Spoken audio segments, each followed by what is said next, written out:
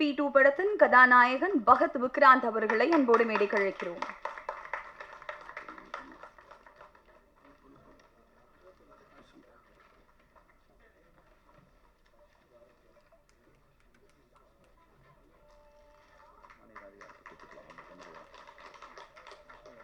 நடிகை அஷ்மிதா அவர்களை அன்போடு மேடைக்கு அழைக்கிறோம்.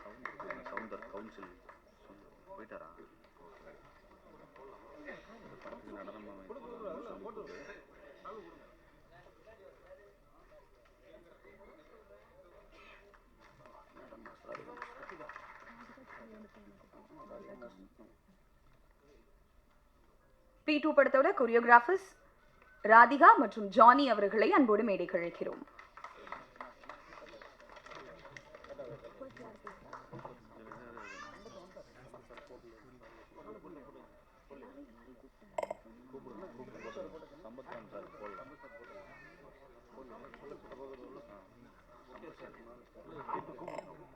நடிகர் சம்பத் ராம் அவர்களை அன்போடு அழைக்கிறோம். உங்களுக்கு நாங்க பொக்கே கொடுக்கணும்.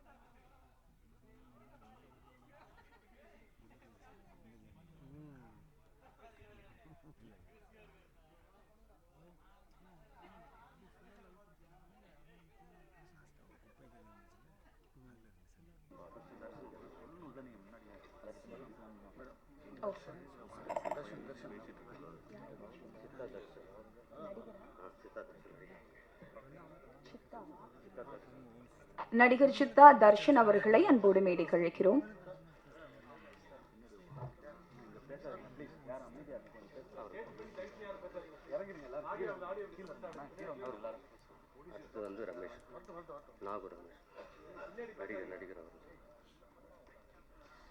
அடுத்தபடியாக நடிகர் நாகூர் ரமேஷ் அவர்களை அன்போடு மேடைக்கு அழைக்கிறோம்.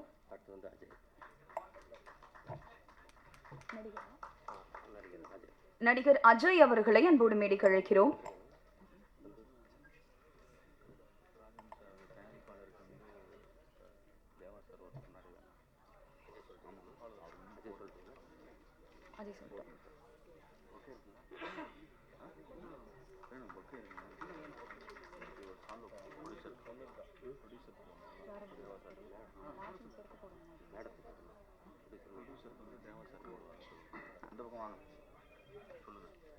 தற்போது தயாரிப்பாளர் பி ராமலிங்கம் அவர்களுக்கு சால்வை அணிவிப்பதற்காக தேனிசை தென்றல் தேவா அவர்களை அன்போடு அழைக்கிறோம்.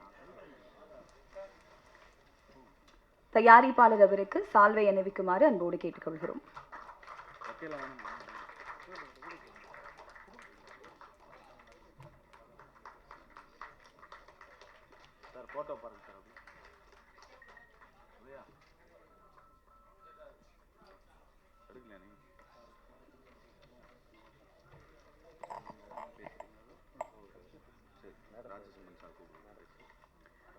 தொடர்ந்து பல படங்கள்ல வில்லனா மிரட்டிட்டு இருக்கக்கூடிய ராஜசிம்மன் அவர்கள் இந்த P2 படத்துல ரொம்ப முக்கியமான ஒரு கதாபாத்திரத்துல நடிச்சிருக்காங்க. முதலாவதாக ராஜசிம்மன் அவர்களை ஒரு சில வார்த்தைகள் பேச அழைக்கிறோம்.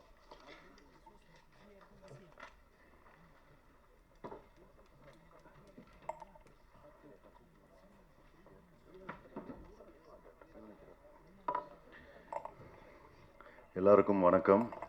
மேடையில் வீட்டில் இருக்கக்கூடிய எல்லா சீனியர்ஸ், அப்புறம் இங்கே வருகை தந்திருக்கும் அனைத்து பத்திரிகையாளர் நண்பர்களுக்கும், அப்புறம் ப்ரொடியூசர், டைரக்டர்ஸ் எல்லாருக்கும் என்னுடைய முதற்கண் வணக்கங்களை தெரிவித்துக் கொள்கிறேன். ஃபஸ்ட்டு நான் இந்த இடத்துல ஒரு பெர்மிஷன் வாங்கணும். அது வந்து ப்ரொடியூசர்கிட்ட.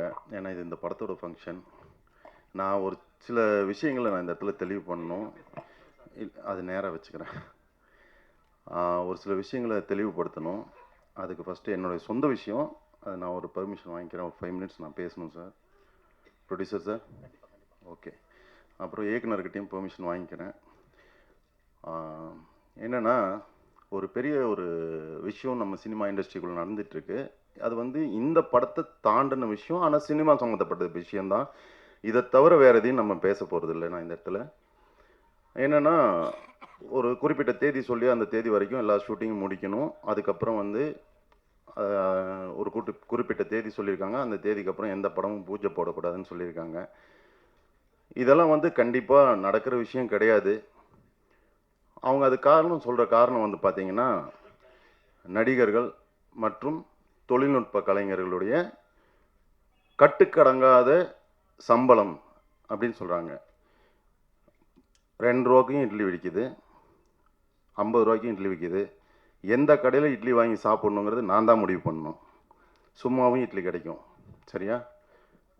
நீங்களாக முடிவு பண்ணி தான் அதெல்லாம் பண்ணுறீங்க. பண்ணிவிட்டு எல்லார் மேலேயும் பழி போடுறீங்க. இது ஒரு பெரிய தவறான செயல். அதுக்கப்புறம் நான் ஒரு விஷயம் சொல்கிறேன். நான் வந்து நடிகர். இந்த மாதிரி நிறைய பேர் இருக்காங்க. ஒரு கேட்டகரி, ஒவ்வொரு கேட்டகரி இருக்குது. ஒரு கேட்டகரி வந்து இவ்வளோ தான் சம்பளம் வாங்கணும் அப்படின்னு ஒரு ஃபிக்ஸ் இருக்குது. மித்த கேட்டகரிக்கு வந்து சம்பளம் ஃபிக்ஸ் பண்ண முடியாது. ஒரு மெஷின் அப்படின்னா அந்த மெஷின் வந்து கிரைண்டர்னால் எல்லா கிரைண்டரும் மாவாட்டும். என் வீட்டில் என்ன பிராண்டு கிரைண்டர் வாங்கி வச்சுருக்கங்கிறது என்னோட இஷ்டம் இல்லையா? 1000 ரூபாய்க்கும் வாங்கி வைக்கலாம், 50,000க்கு வாங்கி வைக்கலாம். அது அவங்கவுங்க இஷ்டம். அதே மாதிரி எதில் ஆட்டினாலும் மாவு தான். அப்படிங்கும்போது எல்லா கிரைண்டரும் ஒன்று தான், சரிங்களா? அப்போது ஒரு கேட்டகரி பீப்புள் அந்த ஒர்க்கை வந்து நீங்கள் சம்பளம் ஃபிக்ஸ் பண்ணலாம். ஒரு கேட்டகரி பீப்புளுக்கு சம்பளம் ஃபிக்ஸ் பண்ண முடியாது. அவங்க கேட்குறத தர்றதும் தராததும் உங்கள் இஷ்டம். யாரும் உங்ககிட்ட இத்தனை கோடி ரூபா கொடுத்தீங்கன்னா தான் நான் நடிப்பேன்னு யாரும் வந்து இங்கே கொடி பிடிக்கல. அது உங்கள் இஷ்டம். உங்களுக்கு தேவைன்னு வரும்போது இன்னாரை வச்சு படம் பண்ணால் 100 கோடிக்கு வியாபாரம் ஆகும், 1000 கோடிக்கு வியாபாரம் ஆகும்போது நீங்கள் அவங்கள வச்சு ஃபிக்ஸ் பண்ணுறீங்க. 100 கோடி கேட்டால் நான் 150 கோடிக்கு கொடுக்குறேன், என் இதில் கையெழுத்து போடு. எம்டி செக் கொடுத்த எத்தனை ப்ரொடியூசர்ஸ் இருக்காங்க தெரியுங்களா? நீங்கள் உங்கள் இஷ்டத்துக்கு சம்பளம் எழுதிக்கோங்கன்னு சொல்லி இருக்காங்க, எனக்கே தெரியும். அதுமாரி எனக்கும் நிறைய பர்சனல் ப்ராப்ளம்ஸ் கொடுத்துருக்காங்க. நல்ல தங்கமான ப்ரொடியூசர்ஸும் இருக்காங்க, இந்த மாதிரியான ஆள்களும் இருக்காங்க, சரிங்களா? ஒரு நடிகர் வந்து ஸ்பாட்டுக்கு வரல அப்படிங்கிறது மட்டும் ப்ராப்ளம்னு சொல்கிறது இல்லை. நேர்மையான விஷயம் என்னன்னு கேட்டிங்கன்னா, இது வரைக்கும் என் பேரில் வந்து ஒரு 6 மாதத்துக்குள்ளே ஒரு சில விஷயங்கள் வந்து பண்ணிக்கிட்டு இருக்காங்க. இவர் வந்து சரியாக ஷூட்டிங் வரமாட்டார், சொன்ன டைமுக்கு வரமாட்டார், காசு வாங்கிட்டு வரமாட்டார் அப்படின்னு. நீங்கள் கொடுத்த காசு வந்து பழைய பாக்கி, சரியா? அதுக்கப்புறம் இன்னொரு கம்பெனி சொல்லியிருக்கு. என்ன சொல்லுதுன்னா, அவரும் காசு வாங்கிட்டு வரமாட்டேங்கிறாருன்னு. அவங்க என்ன சொல்கிறாங்கன்னா, பார்ட் பேமெண்ட் போடுறாங்க. ஒரு சம்பளம் பேசுகிறோம், அந்த சம்பளம் பேசி ஷூட்டிங் நடக்குது, போய் நடிக்கிறோம், நடித்ததுக்கப்புறம் சம்பளம் தரல. இந்த இடத்துல நான் வந்து நல்லவன் நான் சொல்ல விரும்பலை, இருந்தாலும் இது சொல்கிறக்கூடிய சூழ்நிலை வரனால சொல்கிறேன். 1 லட்ச ரூபா வாங்கி ஒருத்தருக்கு ஹார்ட் ஆப்ரேஷனுக்கு நான் கொடுக்குறேன்னு சொல்லியிருக்கேன். ஹார்ட் ஆப்ரேஷன் முக்கியமா இல்லையா? நீ படம் எடுக்கிறத விட ரொம்ப முக்கியம் அது. ஒரு உயிர். நான் கமிட் பண்ணியிருக்கேன், எனக்கு வர வேண்டிய காசை வாங்கி நான் உங்களுக்கு தர்றேன், நீங்கள் போய் அட்மிட் ஆகுங்கன்னு சொல்லிட்டேன். அவங்க அட்மிட் ஆகிட்டாங்க. இவங்க பணம் தரல. 3 நாளாக தொடர்ந்து எங்கெங்கெல்லாம் இவங்க ஷூட்டிங் எடுக்கிறாங்களோ பின்னாடியே நாய் மாதிரி நான் போகிறேன். போய் பணத்தை வாங்கிட்டு வந்து அவங்களுக்கு முன்னாடியே போட்டுட்டு ஒரு பக்கம் கை மாற்று வாங்கி அவங்களுக்கு கொடுத்து விட்டுட்டு இவங்க கிட்ட வாங்கி இந்த கை மாற்று வாங்கி எனக்கு கொடுக்குறேன். சினிமாக்காரன் நம்பி எவனாவது 1000 ரூபா பணம் கொடுக்குறான கடன்? நெகட்டிவ் ப்ரொஃபைலுங்க. எங்கே போய் கடன் வாங்குறது? வாங்கிட்டு போய் கையில் காலில் விழுந்து கொண்டு போய் கொடுத்துட்டு அந்த ஆளுக்கு ஹார்ட் ஆப்ரேஷன் பண்ணிட்டு இருக்காங்க. அந்த மனுஷன் வாழ்கிறான் உயிரோட. இவங்க கிட்ட காசு வாங்குறதுக்கு நான் நாய் மாதிரி தெரியுறேன். அன்றைக்கே நான் சொல்கிறேன், எப்பா இங்கே கேமரா இருக்குது, ஷூட்டிங் ஸ்பாட்டில் தான் நான் வாங்குறேன், செத்து போன மாதிரி நடிச்சிருக்கா, காஸ்டியூம் வச்சிருக்கல வண்டியில், செத்து போன மாதிரி நடிச்சார எடுத்துக்கோ, நான் வரமாட்டேன் ஷூட்டிங்க்குன்னு சொல்லிட்டு தான் வரேன். அடுத்த டேட் கேட்கட்ட தரமாட்டேன்னு சொல்கிறேன். அதுக்கப்புறம் 6 மாதம் கழிச்சு டேட் கேட்குறாங்க. சரி, நம்ம இந்த தொழிலில் தான் இருக்கிறோம், தொழிலை நேசிக்கணும், நான் என் தொழிலை நேசிக்கிறேன், நன்றி விசுவாசமாக இருக்கிறேன், நான் வந்து நடித்து தரேன், பரவாயில்ல.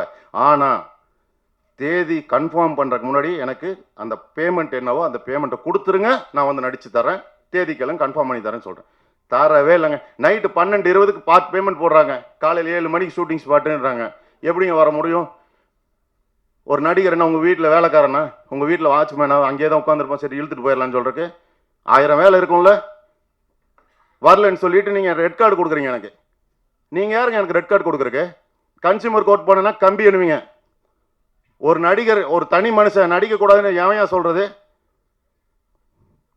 சரி வாங்க பேசலான்னா யாருமே வர மாட்டேங்க. எல்லாருமே பேசுனது, சம்பளம் பேசுனது, டேட்டு கேட்டது, பேமெண்ட் போட்டது எல்லாத்துக்குமே எங்கிட்ட ஆதாரம் இருக்குது. எல்லா ரெக்கார்டும் நான் வச்சுருக்கேன். வாய்ஸ் ரெக்கார்ட்லேருந்து, நீங்கள் பேசுனதுலேருந்து, வாட்ஸ்அப்பில் அனுப்புனதுலேருந்து, பேமெண்ட் போட்டதுலேருந்து எல்லாத்தோட ஸ்க்ரீன் ரெக்கார்டு இருக்குது, வாய்ஸ் ரெக்கார்டு இருக்குது, எல்லாமே இருக்குது. பேச வாங்கன்னா வரமாட்டேங்கிறீங்க. நீங்கள் பாட்டு அறிக்கை விட்டுட்டு உட்காந்துட்டு இருக்கீங்க. சல்லடையாக கிழிச்சிருவேன் நான். இந்த மாதிரிலாம் பண்ணக்கூடாது. எல்லாருமே மனிதர்கள் தாங்க. கீழே உங்களை நீங்கள் காசு கொடுக்குறீங்க, நாங்கள் வாங்கி உங்கள் காசில் தான் நாங்கள் வாழ்கிறோம், ரைட், ஒத்துக்கிறேன். அதில் தான் நாங்கள் கஞ்சியே குடிக்கிறோம், இல்லைன்னு சொல்லலை. அதுக்குன்னு உங்களுக்கு அடிமை கிடையாதுல்ல. நியாயம்னு ஒன்று இருக்குல்ல. நியாயத்தை பேசுங்க, செய்யுங்க. யார் வேண்டாங்கிறா? தங்கமான ப்ரொடியூசர்ஸ் எவ்வளோ பேர் இருக்காங்க. அவங்களால தான் இன்றைக்கி சினிமா வாழ்ந்துட்டுருக்கு. அதனால் எல்லாரையும் நேசிங்க. ஸ்ட்ரைக்கு, இது ஸ்ட்ரைக்கே அறிக்கை விடுறீங்க பண்ணக்கூடாதுன்னு, படம் பண்ணாமல் தொழில், அதாவது ஸ்ட்ரைக்குன்னா என்னங்க? வேலை செய்யாமல் வேலை நிறுத்தம் பண்ணுறது தானே ஸ்ட்ரைக்கு. அப்புறம் வேலை நிறுத்தம் தானே அறிவிச்சிருக்கீங்க, அப்புறம் ஸ்ட்ரைக்கே இல்லைன்னு நேற்று போட்டிருக்கீங்க. என்ன இது, என்ன அர்த்தம்? நாங்கள் சொல்லிக்கிறது பேர் ஸ்ட்ரைக் இல்லைன்னா என்ன அர்த்தம்? இத்தனாம் தேதி வந்து படப்பிடிப்பே நடக்காது அப்படிங்கிறீங்க. 1200 சம்பளம் வாங்கிட்டு போகிறோம், என்ன பண்ணுவான்? ரோட்டில் நின்று பிச்சை எடுப்பானா? சோறு போட்டால் ஏன்டா சோறு போடுறேன்னு கேட்குறீங்க. எல்லாரையும் பிச்சை எடுக்க வைக்கிறீங்க, எல்லாரையும் சோம்பேறி ஆக்குறீங்கன்னு சொல்கிறீங்க. இந்த அருணாச்சல ரோட்டில் சாப்பாடு போட்டேன், என்னை போட்டு அடின்னு அடித்து, என்னை சட்டையெல்லாம் கிழிச்சு, அந்த இடத்துல டாய்லெட் கட்டுறதுக்கு ஜியோ பாஸ் பண்ணி நீங்கள் டாய்லெட் கட்டிட்டீங்க. சினிமாக்காரங்களும் இருக்காங்க அதில், அரசியல்வாதிக்கு மட்டும் கிடையாது. அதில் யார் யார் சினிமாக்காரங்க இருக்காங்கன்னு எனக்கு தெரியும். எனக்கு தெரியாத விஷயம்லாம் கிடையாது, எல்லாமே தெரியும். நான் வாயை மூடிட்டு தான் இருக்கேன் இத்தனை நாள். இன்னைக்கு வரைக்கும் நான் பேசினதே கிடையாது. இன்னைக்கு நான் பேசுகிறேன். பிரசாத் ஸ்டுடியோ வாசலில் சாப்பாடு போடக்கூடாதுன்னு சொல்லி என்னை அடித்து சட்டை கிழிச்சு,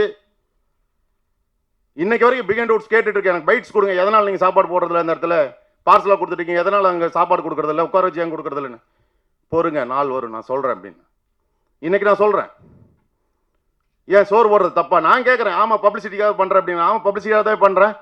பப்ளிசிட்டிக்காக நான் நீ போஸ்ட் ஒட்டியிருக்க, அந்த போஸ்ட்னால யாருக்கு என்ன உபயோகம்? கழுதை தான் இங்கே சென்னையில் கழுதையும் கிடையாது. நான் பப்ளிசிட்டிக்காக சாப்பாடு போடுறேன், 4 பேருக்கு வயிறு நிறையுது, நான் பப்ளிசிட்டி தான் பண்ணுவேன். அதில் என்ன பிரச்சனை உனக்கு? உன் வீட்டிலேருந்து அரிசி எடுத்துகிட்டு வந்து நான் போட்டேன்னா, இல்லை நான் 100 கோடி ரூபா நன்கொடை வாங்கிட்டு சாப்பாடு போட்டேன், 10 கோடிக்கு போட்டு மிச்சம் 90 கோடி நான் வீட்டுக்கு கொண்டு போயிட்டேன். இன்னைக்கு வரைக்கும் வாடகை வீட்டில் தான் இருக்கேன். நான் இன்னைக்கு வரைக்கும் வாடகை வீட்டில் தான் இருக்கேன். என் சொத்தை வித்துட்டு வந்து இங்கே உட்காந்துருக்கேன். நான் எந்த கோடிக்கணக்காக ஒன்றும் சம்பாதிச்சு ஒன்றும் கோடிகள்லாம் கட்டி வைக்கல. இன்னைக்கு வரைக்கும் நான் வட்டி கட்டிட்டு இருக்கேன். இன்னைக்கு வரைக்கும் 4.5 கோடி ரூபா நான் வட்டி கட்டிருக்கேன். இதுக்கு மேலே என்ன டேட்டாஸ் வேணாலும் நான் தரேன். 4.5 கோடி ரூபாய்க்கு நான் வட்டி கட்டியிருக்கேன். நான் கடன் வாங்கியிருக்கேன். கடன் வாங்கி தான் நான் வாழ்ந்துட்டு இருக்கேன். உங்ககிட்ட ப்ரொடியூசர் கிட்ட நான் பணம் வாங்கிட்டு போய் ஒன்றும் மாட மாளிகைலாம் கட்டி வைக்கல. சரியா?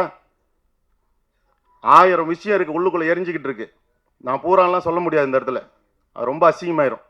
சரி, ஓகே, படத்துக்கு வந்துடுவோம். இந்த படம் ஒரு டிஃப்ரெண்டான ஜேர்னர். இது வரைக்கும் நான் பண்ணதில் ரொம்ப வித்தியாசமான கேரக்டர், ரொம்ப முக்கியமான கதாபாத்திரம். என் மனசுக்கு ஆறுதல் வர்ற அளவுக்கு, அதாவது என் மனப்பூர்வமாக என்னால் எவ்வளோ தூரம் நான் இதில் கோஆப்ரேட் பண்ணி கொடுக்க முடியுமோ நான் நடிச்சிருக்கேன். என்னுடைய ஸ்டஃப்ஸை இதில் இறக்கியிருக்கேன். அது பின்னாடி வரவங்க எல்லாரும் சொல்லுவாங்க. நான் சொல்லியெல்லாம் சொல்ல, இது வரைக்கும் அவங்ககிட்ட யார்கிட்டையுமே நான் கான்டாக்டில் இல்லை. நீங்கள் படத்தை பாருங்கள், தேட்டரில் போய் பாருங்கள். பத்திரிகையாளர் நண்பர்கள் வந்து தயவு செஞ்சு இந்த படத்தை மக்கள்கிட்ட கொண்டு போய் சேருங்க. உங்களை எல்லாரையும் நான் கையேந்தி கேட்டுக்கிறேன். இந்த வாய்ப்புக்கு நன்றி.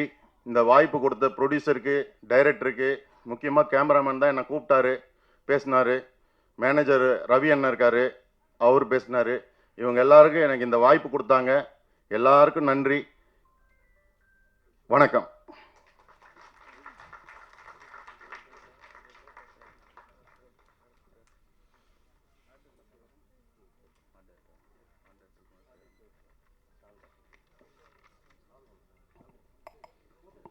P2 படத்தின் ஆர்ட் டைரக்டர் குணசேகரன் அவர்களை அன்போடு மேடைக்கு அழைக்கிறோம்.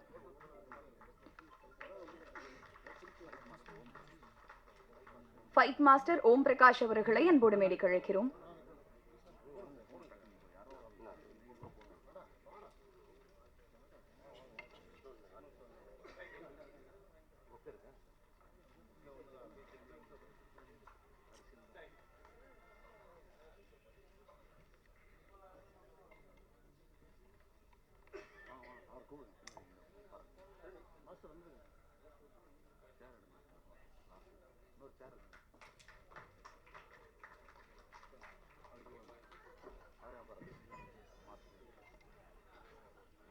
Thank you, sir.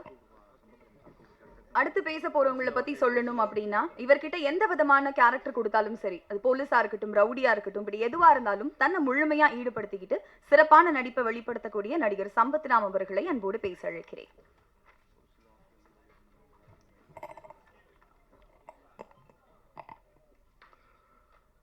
மேடையில் இருக்கிற பெரியவர்களுக்கும்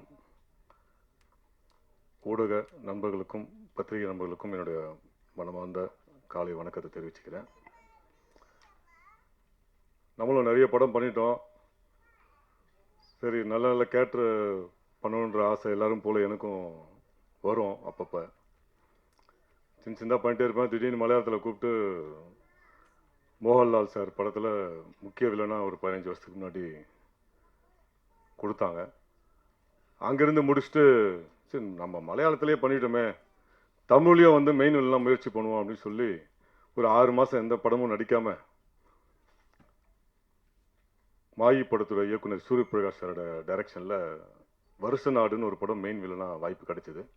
நம்ம எது தேடுறோமோ அது முயற்சி பண்ணால் கிடைக்குதுன்றது அப்போ தான் நான் உணர்ந்தேன். அந்த படம் முடித்து ஒரு 2 வருஷம் ஆச்சு, ரிலீஸே ஆகலை. சரி, அது ரிலீஸ் ஆன பிறகு நம்ம வந்து நல்ல நல்ல கேட்டு கிடைக்கும்ன்றதுக்காக வெயிட் பண்ணிட்டு இருந்தேன். அப்புறம் அதை விட்டுட்டு அப்புறம் தான் காஞ்சனாவில் நடித்தேன். மறுபடியும் ஒரு டேக் ஆஃப் ஆச்சு, அப்படியே ஓடிட்டே இருந்தது. பல ஆண்டுகளுக்கு அப்புறம் கிடைக்கிறதெல்லாம் பண்ணிகிட்டே இருக்கும்போது விக்ரம் அப்படின்னு ஒரு படம் வந்தது. அதில் விஜய் சேதுபதி சாருடைய பிரதராக பண்ணேன். அதுக்கப்புறம் பார்த்தீங்கன்னா தெலுங்கு, மலையாளம், கன்னடம் அப்படின்னு முக்கிய வில்லனா முக்கிய கதாபாத்திரங்களில் பல மொழிகளில் ஏன் ஒரு ஆங்கில படம் கூட எனக்கு வாய்ப்பு கிடைச்சிது. இப்படி பண்ணிட்டு இருக்கும்போது சினிமா தமிழ்லேயும் நம்ம மறுபடியும் ஒரு முக்கிய வில்லனாவோ இல்லாட்டி முக்கிய கதாபாத்திரத்திலையோ நடிக்க முயற்சி பண்ணுவோம் அப்படின்னு முயற்சியில் இறங்கும்போது, ஆனால் மறுபடியும் பழையபடியே தமிழில் மட்டும் நமக்கு வந்து என்ன தெரில, முதல்ல எதுன்னு நடிக்கிறோமோ அந்த கேரக்டர்லாம் கடிச்சிருக்கும் கூப்பிடாங்கன்றது தலையெழுத்து நடிக்கிற நடிகர்களுக்கு போலீஸ், ரவுடி, வில்லனுடைய ஆள் இப்படியே தான் மறுபடியும் கூப்பிட ஆரம்பித்தாங்க. கிட்டத்தட்ட விக்ரம் ரிலீஸ் ஆகி 2 வருஷம் முடிய போகுதுன்னு நினைக்கிறேன். இந்த 2 வருஷத்தில் வந்து கிட்டத்தட்ட 10 படம் விட்டுருக்கேன். அதில் 7 படம் தமிழ் படத்தை விட்டுருக்கேன். ஏன்னா மறுபடியும் நம்ம பழையபடி சின்ன சின்ன பணம் வேணாம், சும்மா போய் நிற்க வேணாம் அப்படிங்கிறதுக்காக 7 படம் விட்டுட்டு இருக்கும்போது நம்ம படத்தோடைய கேமராமேன் வெற்றி சார் வந்து கூப்பிட்டாரு. அப்புறம் சொன்னார், இது மாதிரி நல்ல கேரக்டர் சார், ஒரு பாய் கேரக்டர், முஸ்லீம் கேரக்டர் அப்படின்னு சொன்னார். சரி பண்ணுவோம் அப்படின்னு சொல்லி தான் இந்த படத்தில் வந்து நான் நடித்தேன். முதல்ல வெற்றி சாருக்கு என்னுடைய நன்றியை தெரிவிச்சுக்கிறேன். ஒரு அருமையான கேரக்டர். நான் இந்த தாடியை வச்சு சலாரில் நடிக்க ஆரம்பித்த பிறகு அது சலாரோடைய பார்ட் 2 இருக்கிறதுனால இதை அப்படியே மெயின்டைன் பண்ணியிருந்தேன். பட் இந்த தாடியை வச்ச பிறகு தான் நல்ல நல்ல கேரக்டர்ஸ் வந்து கிடைச்சிட்ருக்கு. அந்த வகையில் இந்த படத்தில் ஒரு அருமையான கேரக்டர் கொடுத்த சிவம் சாருக்கும் இந்த படத்தோட ப்ரொடியூசருக்கும் என்னுடைய மனமார்ந்த நன்றியை தெரிவிச்சுக்கிறேன். இந்த நேரத்தில் முக்கியமாக நான் தேனிசை தென்றல் தேவா சாருடைய நிறைய பாடல்களை ரசித்து கேட்டிருக்கேன். அவருடைய இசையில் முறையாக ஒரு அருமையான பாடலில் நானும் அந்த பாடல் முழுக்க வரங்கிறத ரொம்ப ரொம்ப சந்தோஷப்படுறேன், பெருமைப்படுறேன். ரொம்ப நன்றி சார். உங்களுடைய பாடலில் நான் நடித்தது ரொம்ப நன்றி. அதுவும் ஸ்நேகன் சாரோட வரிகளில் ஒரு அற்புதமான வரிகள். ரொம்ப நன்றி சார் 2 பேருக்குமே. அது இந்த வாய்ப்பை கொடுத்த இந்த டைரக்டருக்கும் ப்ரொடியூசருக்கும் கேமராமேனுக்கும் இந்த மொத்த குழுவினருக்கும் என்னோட மனமார்ந்த நன்றியை தெரிவிச்சுக்கிறேன். இந்த படம் மாபெரும் வெற்றி அடையணும். இந்த மாதிரி படங்கள் ஓடினா தான் நிறைய புது ப்ரொடியூசர்ஸ் வருவாங்க. எங்களை மாதிரி நிறைய நடிகர்களுக்கு வாய்ப்புகள் கிடைக்கும், டெக்னீஷியன்ஸ்க்கெல்லாம் வாய்ப்புகள் கிடைக்கும். வாய்ப்புக்கு நன்றி, வணக்கம். Thank you sir. அடுத்தபடியாக P2 படத்தின் கொரியோகிராஃபர் ராதிகா மேம் அவர்களை அன்போடு பேச அழைக்கிறேன்.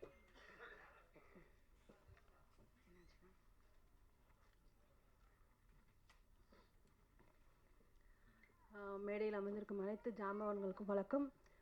என் தந்தை ராஜன் அப்பாவுக்கு வணக்கம் மற்றும் தேவா ஐயாவுக்கு வணக்கம். எல்லாருக்கும் வணக்கம். ஊடக நண்பர்களுக்கு வணக்கம். ஸோ பி டூ படம் வந்து ஒரு சின்ன பட்ஜெட் படம்னு சொல்லி கூப்பிட்டாங்க. ஆனால் வெற்றி சார் மூலியமாக தான் அந்த வாய்ப்பு கிடச்சிது. சரி, சின்ன பட்ஜெட் படம் அப்படின்னு நினச்சி போனால் ப்ரொடியூசர் வந்து என்ன கேட்டாலும் கொடுப்பாரு. அப்படி ஒரு அற்புதமான ப்ரொடியூசர். அதுலேயும் வந்துட்டு வெற்றி சார் வைக்கிற ஃப்ரேம் எல்லாமே வந்து பயங்கர பிரம்மாண்டமாகவும் ஒரு கிராண்டியரையும் காமிக்கும். அதனாலேயே அது வந்து ஒரு பெரிய படம் ஆயிடுச்சு. அண்ட் ரொம்ப பியூட்டிஃபுல்லான சாங். தேவையோட மியூசிக்கில் ஒர்க் பண்ணுறதுன்றது ஒரு பெரிய வரம். ஸோ அந்த வரம் இந்த படத்தில் எனக்கு கிடச்சிது. ஸோ ரொம்ப சந்தோஷம். பட் எங்கள் ஹீரோவை பற்றி சொல்லி ஆகணும். Is a handsome and very sincere dedication hero. ரொம்ப கம்ஃபர்டபுளாக இருந்துச்சு ஒர்க் பண்ணுறதுக்கு. And together director Sivan sir ரொம்ப நல்ல ஒரு ஸ்கிரிப்டை டச் பண்ணியிருக்காரு. ஸோ கண்டிப்பாக இது பெரிய லெவலில் வெற்றி பெறும். மீண்டும் வெற்றி விழாவில் உங்கள் எல்லாரையும் நான் சந்திக்கிறேன். நன்றி, வணக்கம். Thank you ma'am. அடுத்தபடியாக மஸ்காரா போட்டு நம்ம எல்லாரையும் மயக்கி வச்சிருக்கக்கூடிய நடிகை அஷ்மிதா அவர்களை அன்போடு பேச அழைக்கிறோம்.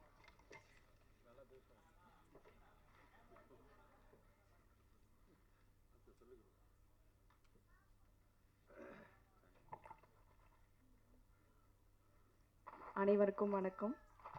அண்ட் மேடையில் அமர்ந்து கொடுக்கும் எல்லாருக்குமே வணக்கம்.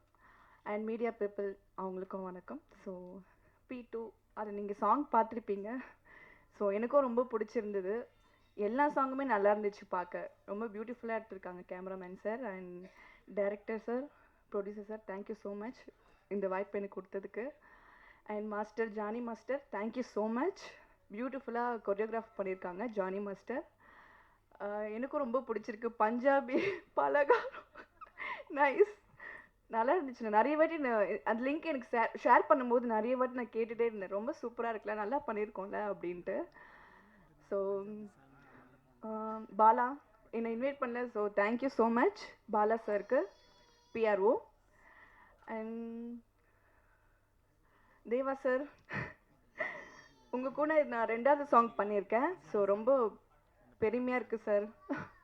வா வரலாம் வா சாங் நீங்கள் பண்ணியிருந்தீங்க. ஸோ ரொம்ப சந்தோஷமாக இருக்குது. And Snehan sir, thank you. லிரிக்ஸ்லாம் சூப்பராக இருக்குது சார். Yes, thank you. சப்போர்ட் பண்ணுங்க. தேங்க்யூ. Thank you ma'am. அடுத்தபடியாக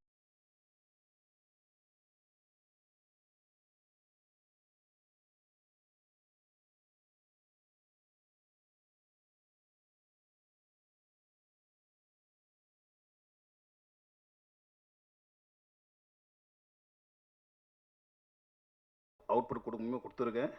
அண்ட் அஸ்மிதா சொல்ல வேண்டியதான், சூப்பராக ஒரு 4-5 படம் பண்ணியிருக்காங்க, கூட சோலோ தான் ஆடியிருக்காங்க. இந்த சாங்லேயும் சூப்பராக பண்ணியிருக்காங்க. ஸோ நான் டெக்னீஷியன்ஸ் தேங்க் பண்ணோம். ஆர்டிஸ்ட்லாம் ராஜ்மன் சார் சூப்பராக பேசினார். அவர் கஷ்டத்தை சொன்னார். அவர் மட்டும் நிறைய பேர் கஷ்டத்தை சொல்லியிருக்காரு. அண்ட் எல்லாருமே இங்கே ஒர்க் பண்ண அத்தனை டெக்னீஷியன்ஸும் சூப்பராக ஒர்க் பண்ணியிருக்காங்க. ரொம்ப நாளுக்கு அப்புறம் தமிழில் ஒரு ஹாரர் படம் வந்திருக்கு. ஸோ கண்டிப்பாக இந்த படம் ஒரு பெரிய படமாக அமையும். ஸோ கண்டிப்பாக இந்த படத்தை தியேட்டரில் பாருங்கள். இந்த டீமுக்கு சப்போர்ட் பண்ணுங்கள். இந்த மாதிரி நிறைய படம் அவங்க எடுக்கணும். So I wish the entire team all the best. Thank you. God bless.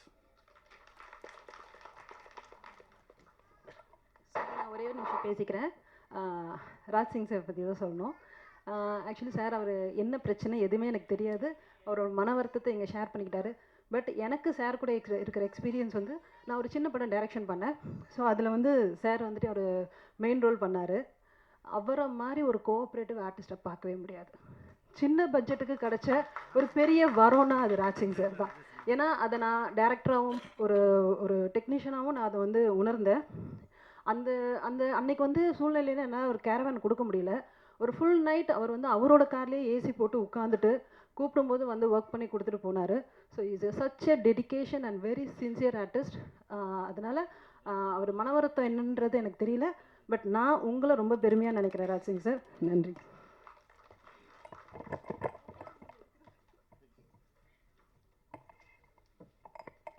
அடுத்தபடியாக P2 படத்தின் கதாநாயகன் பகத் விக்ராந்த் அவர்களை ஒரு சில வார்த்தைகள் பேச அழைக்கிறேன்.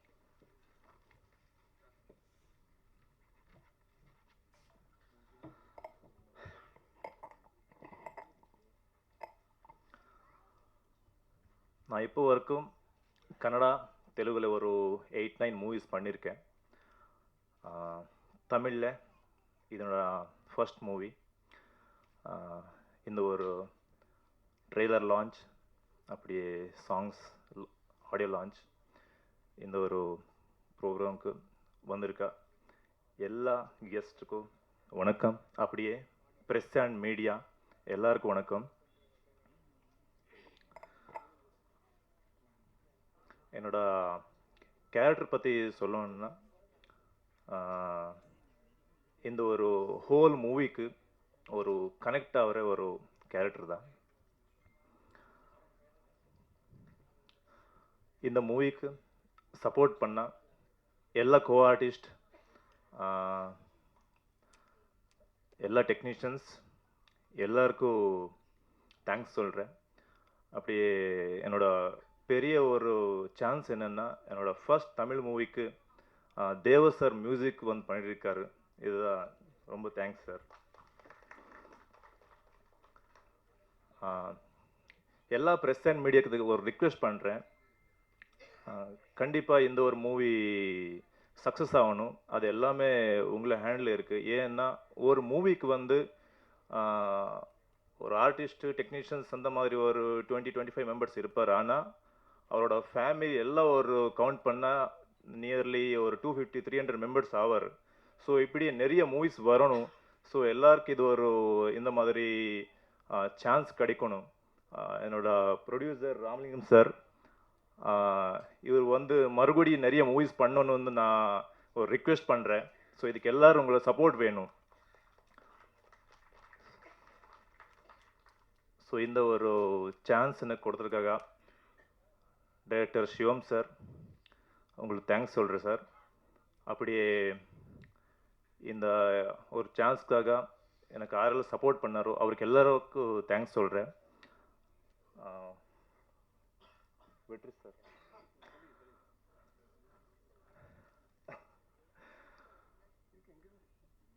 இந்த ஒரு மூவி எல்லா ஃப்ரேம் ஒரு ரிச் அந்த ஒரு இதில் இருக்குன்னா அதுக்கு வந்து வெற்றி சார் தான், கேமரா ஒர்க் தான், அதுதான் மெயின் ப்ளஸ் பாயிண்ட்டுன்னு சொல்கிறேன்.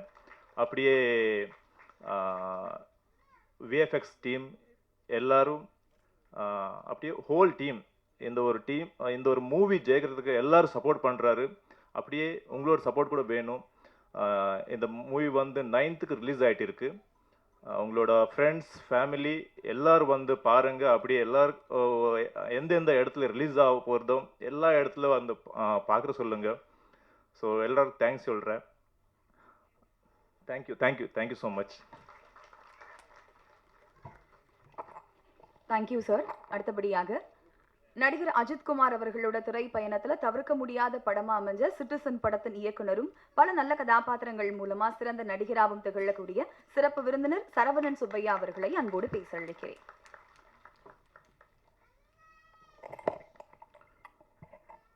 எல்லாருக்கும் என்னுடைய காலை வணக்கம். P2 Person 2 அப்படிங்கிற இந்த படத்தினுடைய ஆடியோ ஃபங்க்ஷனுக்கு வந்திருக்கிற பத்திரிகை துறையை சேர்ந்த அனைத்து நண்பர்களையும் வரவேற்கிறேன்.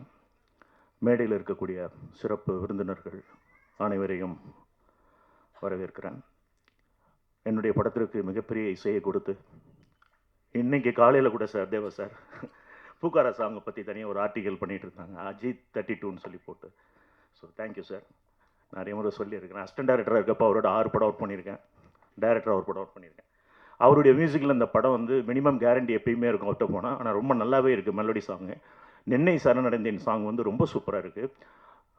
அந்த ஸ்பிரிச்சுவல் அல்லா சாங் கூட ஒரு நாகூர் அனிபா பாடின மாதிரி ஒரு பயங்கர வைப்ரேட்டிவாக இருந்தது. ஸோ குட் பிக்சரைசேஷன் நல்லா இருந்தது. Sivam sir, director Sivam sir, producer Ramalingam sir, and heroine மறுபடியும் நம்ம ஸ்நேகன் சார், எல்லாருமே பெரிய டீம் வந்து உள்ளே இருக்காங்க. ஸோ ஒரு நல்ல ப்ராமிசிங்கான ஒரு ஜானர், பேய் அப்படின்ற ஒரு ஜானர் கையில் எடுத்துருக்குறாங்க.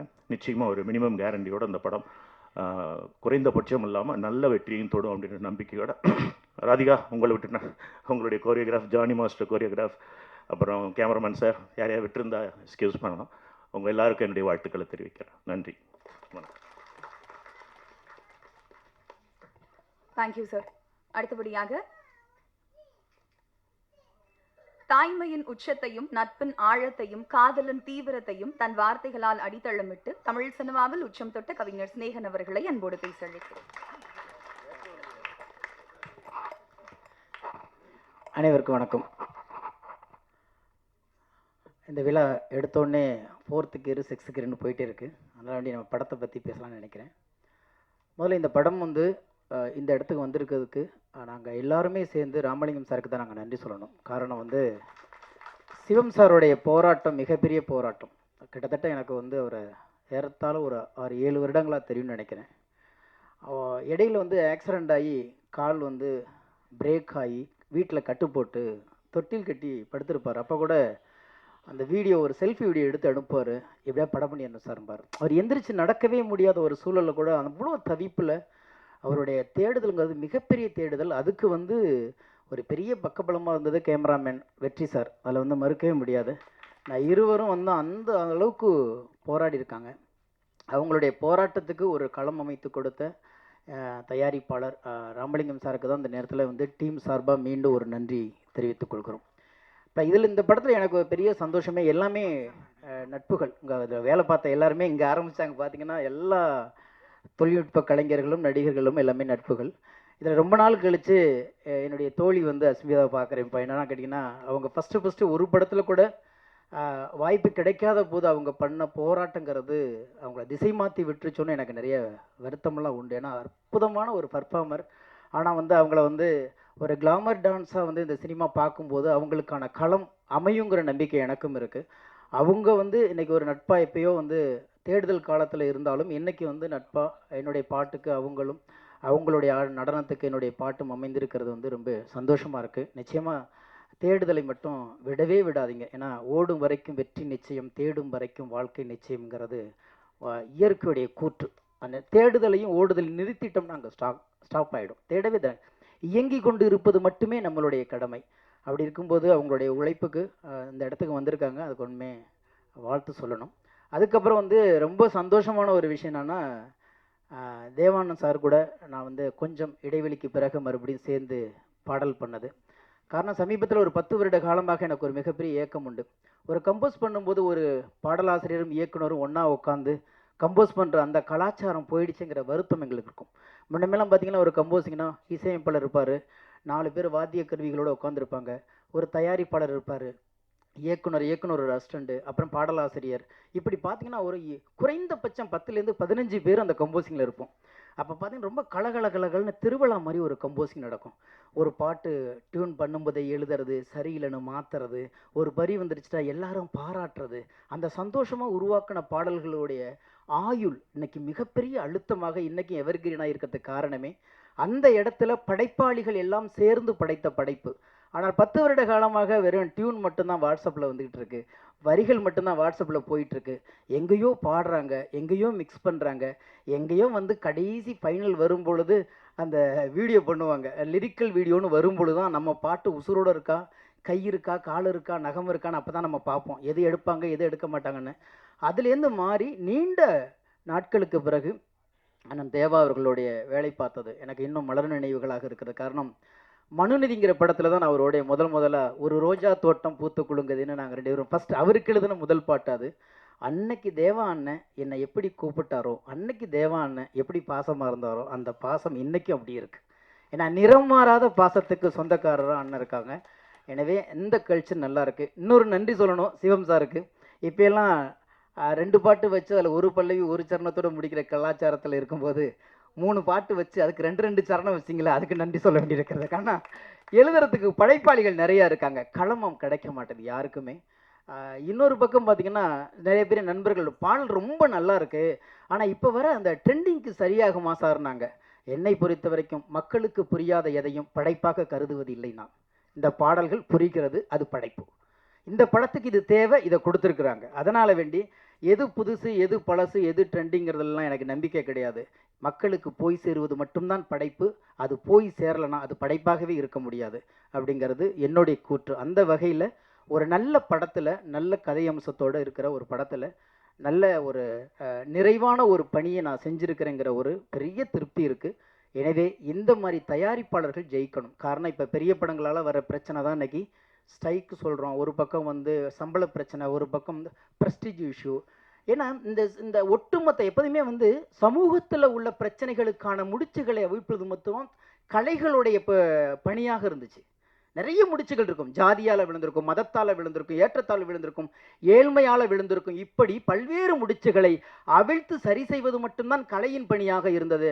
ஆனால் இன்றைக்கு அந்த கலையிலேயே ஏகப்பட்ட முடிச்சு விழுந்தது தெரிஞ்சிச்சுன்னா இந்த மாதிரி சின்ன ப்ரொடியூசர்கள் கூட உள்ள வர பயப்படுவாங்க. எனவே நம்மளுடைய பிரச்சனைகளை நாமே சரி செய்து அடுத்த தலைமுறைக்கு கலைகளை கடத்த வேண்டும். அப்படி கடத்த வேண்டும் என்றால் சிறிய படங்கள் நிறைய வர வேண்டும். ஏனென்றால் ஒரு பெரிய படம் என்பது 3 வருடத்துக்கு ஒருக்கா தான் வருது. ஒரு சின்ன படம்ங்கிறது தான் ஒரு வருஷத்துக்கு 10 படமாவது வரும். ஒரு 500 குடும்பம் ஒரு படத்தில் பிழைக்குதுன்னா 10 குடும்பத்தில் எத்தனை குடும்பம் பிழைக்கும் நீங்களே பார்த்துக்குங்க. இது வெறும் கலையாக மட்டுமில்லாமல் வாழ்வாதாரமாகவும் கலாச்சாரத்தின் பரிணாமமாகவும் தொடர்ந்து தமிழ் மண்ணில் ஒழித்து கொண்டிருக்கும் கலைக்காக சில விஷயங்களை கடந்து போவது நல்லது.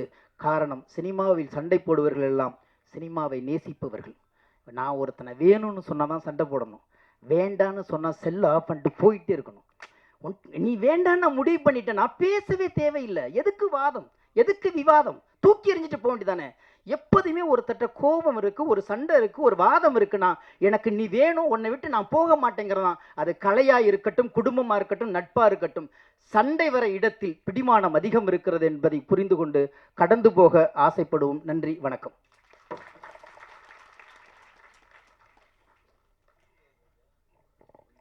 Thank you sir. அடுத்தபடியாக சுந்தர பாண்டியன், இது கதிர்வேலன் காதல், செங்கலம் போன்ற பல நல்ல கதைகளை தமிழ் சினிமாவுக்கு வழங்கிய இயக்குனர் SR பிரபாகரன் அவர்களை பேச அழைக்கிறேன்.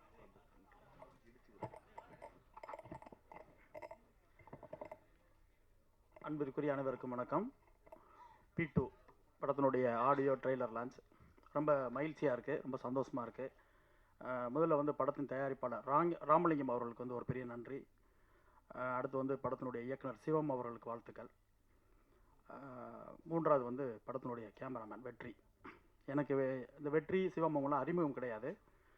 இருந்தாலும் வெற்றிக்கு ஏன் நான் வந்து ஃபஸ்ட்டு மூணாவது ஒரு வாழ்த்து சொல்கிறேன் அப்படின்னா, ஒரு படம் ஒரு ஆடியோ லான்ச்சு ட்ரெய்லர் லான்ச்சில் வந்து ஒரு ஃபங்க்ஷன், அந்த படத்தின் சம்பந்தமாக ஒரு ஃபங்க்ஷன் நடக்கும்போது யாருடைய பெயர் அதிகமாக உச்சரிக்கப்படுதோ அவங்க அந்த படத்துக்காக அதிகமாக வேலை பார்த்துருக்காங்கன்னு அர்த்தம். ஏன்னா வந்ததுலேருந்து நிறைய பேர் கேமராமேன் வெற்றி சொல்லிட்டே இருந்தாங்க. வெற்றிக்காக வந்தேன், வெற்றி கூப்பிட்டாரு, வெற்றி சொன்னார். ஸோ ஒரு டைரக்டருக்கு வந்து இப்படி கேமராமேன் அமையணும் ஃபஸ்ட்டு. அதுவே வந்து ஒரு பெரிய பலம்.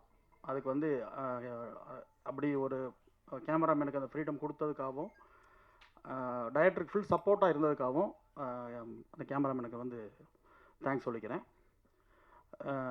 இந்த படம் இந்த விஷுவல் ஆரம்பிக்கும் போது வந்து என் கவனம் ஃபுல்லாக வந்து இசையில் தான் இருந்துச்சு, விஷுவலோட. ஏன்னா தேவா சாரோட மியூசிக் இன்னைக்கு கரண்ட்டில் எப்படி இருக்குது அப்படின்னு எனக்கு கேட்கணும் அப்படின்னு ஒரு ஆசையாக இருந்துச்சு.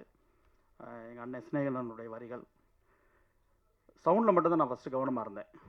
என்ன எனர்ஜி தேவா சாரோட மியூசிக், இன்னும் எந்த விதமான ஒரு குறையும் இல்லை. அப்படி ஒரு ஃபாஸ்ட், அப்படி ஒரு எனர்ஜி. ஃபஸ்ட் பொதுவாக வந்து அப்பா வந்து ஒரு ஜாம்பவானாக இருக்கும்போது அப்பாவோட வந்து பையன் போட்டி போடுவாங்க. எங்கள் அப்பாவோட இடத்த நான் அடைஞ்சிடணும், அவரை கிராஸ் பண்ணிடணும், அவரை டச் பண்ணிடணும் அப்படின்னு. இங்கே என்ன நடக்குதுன்னா பையனோட அப்பா போட்டி போட்டுட்ருக்காரு. அடிச்சு நீ கிட்டலாம் வர முடியாது, நான் இன்னும் அதே எனர்ஜியில் இருக்கேன், நான் இன்னும் கிங்காக இருக்கேன் அப்படின்னு சொல்லிட்டு அப்படி தான் இருந்துச்சு. ஏன்னா அப்படி ஒரு எனர்ஜி. தேவா சாருக்கு வாழ்த்துக்கள் சொல்கிற வயசு கிடையாது. ரொம்ப நன்றி சார், உங்களுடைய மேடையில் நாங்கள் இருக்கிறதுக்கு பெரிய சந்தோஷம். படத்தினுடைய கதாநாயகன் அவர் விஷுவலை விட நேராக பார்க்கும்போது இன்னும் ரொம்ப அழகாக இருக்கார். ஷாம் மாதிரி இருக்கார், நடிகர் ஷாம் மாதிரி. பெரிய இடத்துக்கு வரணும். ஹீரோயினாக இருக்கட்டும், எல்லாருமே நல்லா பண்ணியிருக்காங்க. படத்தின் குழுவினர் எல்லாருமே எங்களுக்கு ரொம்ப அறிமுகமானவங்க. ராதியா மேடமாக இருக்கட்டும், ஜானி மாஸ்டராக இருக்கட்டும், ஆர்டேட்டர் குணா அவராக இருக்கட்டும், எல்லாருமே ஏற்கனவே நிறைய படங்கள் அனுபவம் இருக்கவங்க. ஸோ அனுபவம் உள்ளவர்கள்லாம் சேர்ந்து ஒரு படம் பண்ணியிருக்காங்க. நிச்சயமாக இந்த படம் ஒரு பெரிய வெற்றி அடையும். நண்பர் நடிகர் ராஜசிம்மன் அவருடைய கருத்தை பற்றி மட்டும் ஒரு சில வார்த்தைகள் சொல்லணும்னு ஆசைப்பட்றேன். ஃபஸ்ட்டு ஆரம்பிக்கும் போதே ஒரு எனர்ஜி ஆரம்பிச்சிச்சு இந்த ஃபங்க்ஷன். அதுக்கு வந்து ஒரு பெரிய தேங்க்ஸ் அவருக்கு. ஒரே ஒரு விஷயந்தான், அவர் பாதிக்கப்பட்டிருக்காரு, அவர் மனசுள்ள பாதிக்கப்பட்டிருக்காரு, காயப்படுத்தப்பட்டிருக்காரு. அவரை வந்து அவரோட குறைகளை சொல்லி அவரை களங்கப்படுத்த முயற்சி பண்ணுறாங்க. அதுக்காக வந்து ஒரு தயாரிப்பாளரை நோக்கி, அவர் எந்த தயாரிப்பாளர் நோக்கி பாதிக்கப்பட்டாரோ அவரை கண்டிக்கிறதுக்கோ அவர் மேல் வருத்தங்களை தெரிவிக்கிறதுக்கோ நிச்சயமாக அவருக்கு முழு உரிமை இருக்குது. ஆனால் அதே நேரத்தில் ஒரு ஒட்டுமொத்த சங்கத்தை சொல்கிறதுக்கு வந்து அது சரின்னு எனக்கு தோணலை. ஏன்னா சங்கத்தை வந்து தயாரிப்பாளர் சங்கத்தை கண்டிக்கக்கூடிய ரைட்ஸ் வந்து நம்ம யாருக்குமே இல்லைன்னு நான் நினைக்கிறேன். ஏன்னா அவங்களுடைய முதலீடு, அந்த முதலீடு சம்மந்தமாக அவங்க படக்கூடிய கஷ்டங்கள் எல்லாமே வந்து அது எவ்வளோ சொன்னாலும் அது கேட்குறவங்களுக்கு போய் சேருமான்னு தெரியலை. ஸோ அந்த தயாரிப்பாளர் வந்து நம்மளுடைய முதலாளிகள், அந்த சங்கத்தை வந்து நம்ம கண்டிக்க வேணாம், அது மேடைகள் அப்படின்றது என்னுடைய கருத்து. சமீபத்தில் நிறைய டிஸ்கஷன் போய்கிட்டே இருக்குது. நடிகர் நண்பர் தனுஷ் அவர்கள் மீதான நடவடிக்கையாக இருக்கட்டும், விஷால் அவர் மீது நடவடிக்கையாக இருக்கட்டும், இப்படி எல்லாமே இப்போ நேற்று கூட ஒரு பிரச்சனை எங்கள் டைரக்டர் சார் சொல்லியிருக்கார். ஒருத்தர் என்னோடய படத்தில் வந்து என்னோட காட்சி வந்து என் அனுமதி இல்லாமல் சேர்க்கப்பட்டிருக்கின்றார். அதெல்லாம் கண்டிக்கத்தக்க விஷயம். ஒரு படைப்பாளி, ஒரு எழுத்தாளர், அவர் கனவு கண்டு அவர் எழுதின கதை, அவர் படைத்த ஒரு படைப்பு, அவர் அனுமதி இல்லாமல் சேர்ப்பது வந்து ஏற்றுக்கொள்ளவே முடியாது. அது சங்கம் பார்த்துக்கிறோம். இருந்தாலும் என்னோடய கருத்தை நான் பதிவு பண்ணுறேன். அந்த மாதிரி நிறைய பிரச்சனைகள் இருக்குது. அதெல்லாம் தாண்டி நம்ம ஒரு விஷயத்தை சமீபத்தில் மறந்துட்டோம் அப்படின்னு மட்டும் எனக்கு தோணுது. இது வந்து எங்கள் சங்கத்தினுடைய தமிழ்நாடு திரைப்பட இயக்குனர் சங்கத்தினுடைய செயலாளர் அண்ணன் பேரரசு சார்கிட்ட வந்து நான் பேசணும்னு நினச்சிக்கிட்டு இருந்தேன். விழா ஆரம்பிக்கும் போது கரெக்டாக அவர் வரல. அதுக்கு முன்னாடி நான் சொல்லிடலான்னு ஆசைப்பட்டேன். வராதனால இந்த மேடையில் வச்சு நான் சொல்கிறேன். எல்லாருமே சேர்ந்து நம்ம சினிமாவுடைய பிரச்சனை பேசிக்கிட்டே இருக்கோம். இது நிச்சயமாக பேச வேண்டிய பிரச்சனை. நடிகருடைய சம்பளம் உட்பட, பட்ஜெட் உட்பட எல்லாமே இங்கே பேச வேண்டிய பிரச்சனை. எல்லாமே இங்கே நமக்குள்ளே தீர்த்துக்கிட வேண்டிய விஷயம். ஆனால் இது எல்லாமே நடிகர் தனுஷ் பிரச்சனை உட்பட நம்ம குடும்பத்தின் பிரச்சனை. இதை நம்ம தீர்த்துக்கலாம். ஆனால் இதை தாண்டி தமிழ் ராக்கர்ஸ் அப்படின்னு சொல்லி ஒருத்தர் ஸ்டீபன் அப்படின்னு சொல்லி கடந்த ஒரு வாரத்துக்கு முன்பு கைது செய்யப்பட்டார் கேரளாவில், கொச்சினில். 2011 ஆரம்பித்த அவங்களுடைய ஆதிக்கம், அவங்க பண்ண அட்டுழியம், ஒரு மாஃபியா மாதிரி ஒரு 10-12 பேர் இருந்துக்கிட்டு இந்த தமிழ் சினிமா ஒட்டு மொத்தமாக அழிச்சிக்கிட்டு இருந்தாங்க 14-15 வருஷமாக. எத்தனை திரைப்பட தயாரிப்பாளர்கள் நாசமானாங்க, ஒன்றுமில்லாமல் போனாங்க அவங்க ஆதிக்கத்தினால், அவங்களோட அட்டுழியினால். அப்படி எத்தனை நடிகர்களுடைய வாழ்க்கை போச்சு, எத்தனை இயக்குனருடைய வாழ்க்கை போச்சு. கத்துனோம், கதறணும், தமிழ் ராக்கர்ஸ் கண்டுபிடிக்கணும், அவங்கள பிடிக்கணும், அது பண்ணோம்னா எல்லாம் பரபரப்பாக இருந்துச்சு, செய்தியாக மட்டுமே இருந்துச்சு.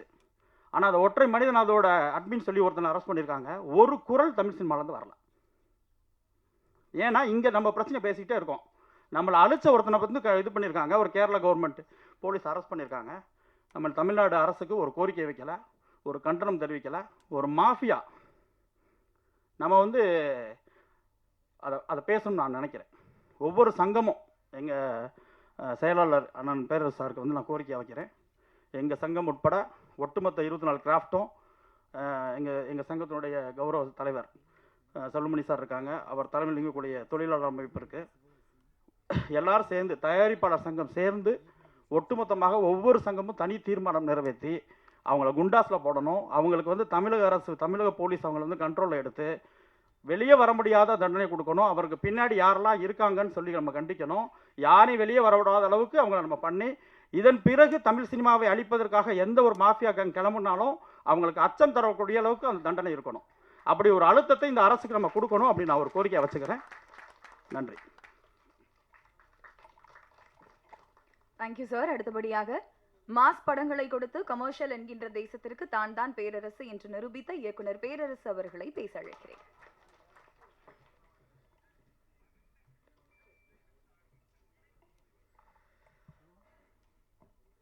அனைவருக்கும் வணக்கம். தேனிசை தென்றல் தேவாசர் அவர்களுக்கும், திரைத்துறை புயல் ராஜனையா அவர்களுக்கும் இந்த வணக்கம்.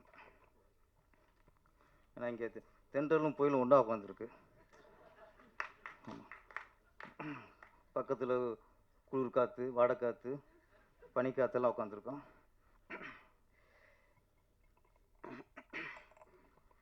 எல்லாருமே ராஜேஷ் மாதிரி பேசிட்டு போயிறாங்க. வருங்களாமே ராஜேஷ் மாதிரி பேசினா இப்போ ராஜேஷ் என்ன பேசுவார்னு தெரியல எனக்கு. எல்லாம் சுமார் 4th gear 5th gear போயிட்டு இருக்கு. எஸ்ஆர் புறப்பார் இன்னைக்கு பொங்கிட்டார். இன்னைக்கு P2 இருவர்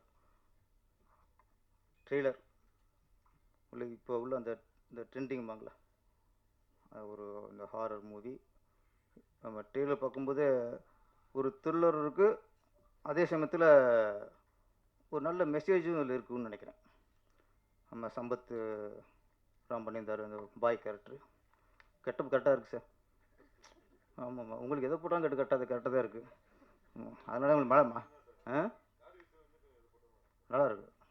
இல்லை, அதனால உங்க அங்கே தூக்கிட்டு போட்டாங்க, மேலே தூக்கிட்டு போயிட்டாங்க.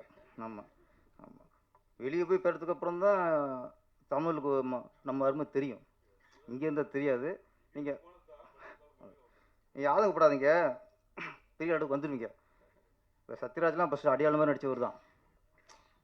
அப்புறம் ரேவடியாக இருந்தார். அப்புறம் எல்லா படத்துலையும் ரேப் பண்ணப்போ நடித்தார். அதுக்கு பெரிய ஹீரோ ஆகிட்டார். நம்ம நிறைய ஆர்டிஸ்ட்டு ஒரு இப்போ விஜய் சேதுபதி ஆரம்பத்தில் ஒரு ஜூனியர் ஆர்டிஸ்ட் தான் வந்தார். இன்றைக்கி ஒரு பெரிய ஹீரோ ஆகிட்டார். சூரி, நிறைய பேர் இருக்காங்க. ஆனால் ஒரு சினேகர் சார் சொன்ன மாதிரி ஓடிட்டே இருக்கணும், தேடிட்டே இருக்கணும், கரெக்டாக அமைஞ்சிடும். நம்ம என்னோட நம்மளுக்கு கிடைக்கலன்னு அந்த அந்த ஆதங்கம் கவலை வரக்கூடாது. கிடைக்குங்கிற ஒரு நம்பிக்கை இருக்கணும். கண்டிப்பாக அவங்களுக்கு வந்துடும், பரப்படாதீங்க. அப்புறம் இந்த படத்தோட இயக்குனர் சிவம் ட்ரெய்லரில் ஒரு திறமைலாம் காட்டிட்டார். அந்த ட்ரெய்லரை பார்க்கும்போது ஒரு விஷயம் ஓரளவு கொஞ்சம் புரிஞ்சுக்க முடிஞ்சது. ஒரு காதலர்கள் பொண்ணுறாங்கன்னு நினைக்கிறேன். பாவிகள் கொண்டதில் ஆவிகளை அழியுதுன்னு நினைக்கிறேன்.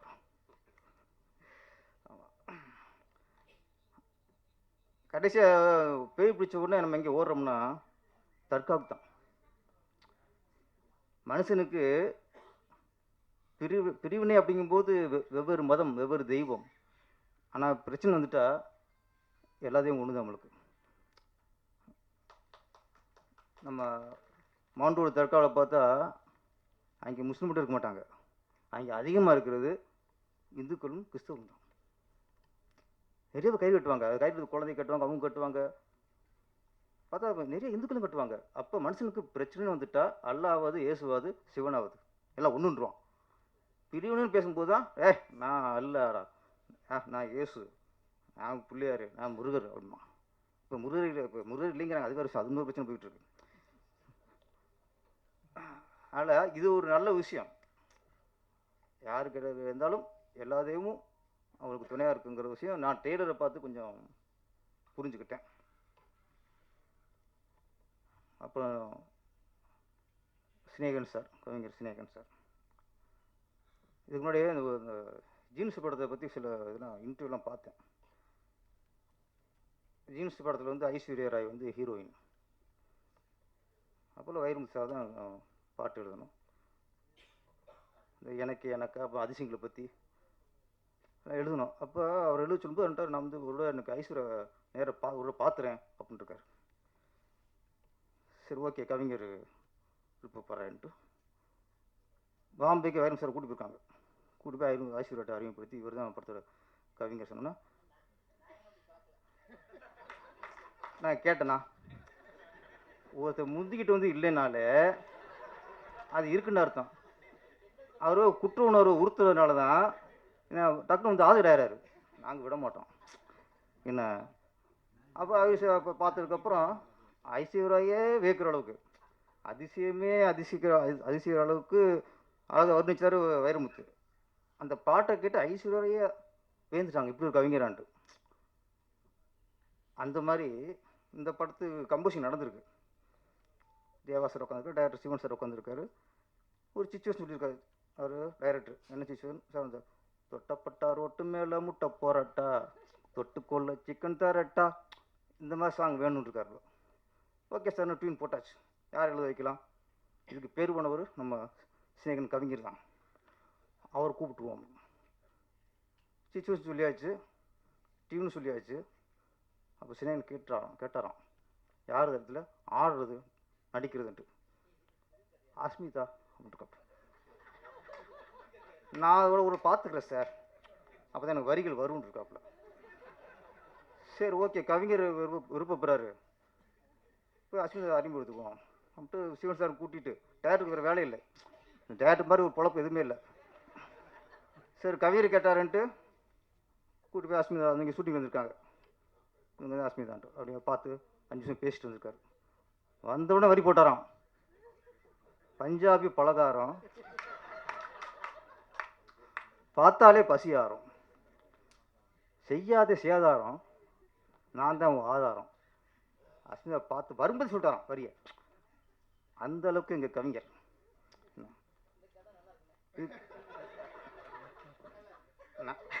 நீங்கள் எல்லாம் பாருங்க, ஃபஸ்ட்டு அவர் வந்து இல்லை இல்லை இல்லைங்கும் போது இருக்குன்னு ஆசைப்பட்டேன். இப்போ இது கதைங்கிறாரு. என்ன இதெல்லாம் நல்லா என்ன கேள்வி தான் வந்திருக்கேன், நான் சும்மா ஆடியோ வர மாட்டேன். என்ன இது கதை என்ன, ஒரு பாட்டு எப்படி உருவாச்சு, அந்த கவிஞர் என்ன எப்படி பாடுபடுத்தினாரு, பாட்டு எழுதினாரா பாடுபடுத்தினாரா, எல்லாம் விசாரிச்சு நான் ஆடியோஸுக்கு வருவேன். அப்போ இந்த பஞ்சாபி பலகாரத்தை பற்றி எல்லா கதையும் எனக்கு தெரியும் எனக்கு. இங்கே வந்துட்டு சகோதரி அஸ்மிதா பேசி போடுறது சகோதரி தான், எல்லாரும் சகோதரி தான் அவங்க. ஆனால் ஸ்னேகா சார் ஒரு ஆதங்கம் எப்படி சம்பத் ராமுக்கு சொன்னமோ அதே மாதிரி தான்.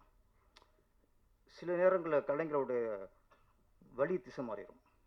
நம்மளுடைய திறமைகள் வந்து நம்மளோட திறமை ஒன்று இருக்கும், ஆனால் திரையுலகம் வந்து வேறு மாதிரி அதை வெளிக்காட்டிடும். சில்க் சிந்தா அவர்கள் நெருக்கி ஒரு 800 படத்துக்கு 1000 படத்துக்கு அவங்க ஆடி இருக்கலாம்.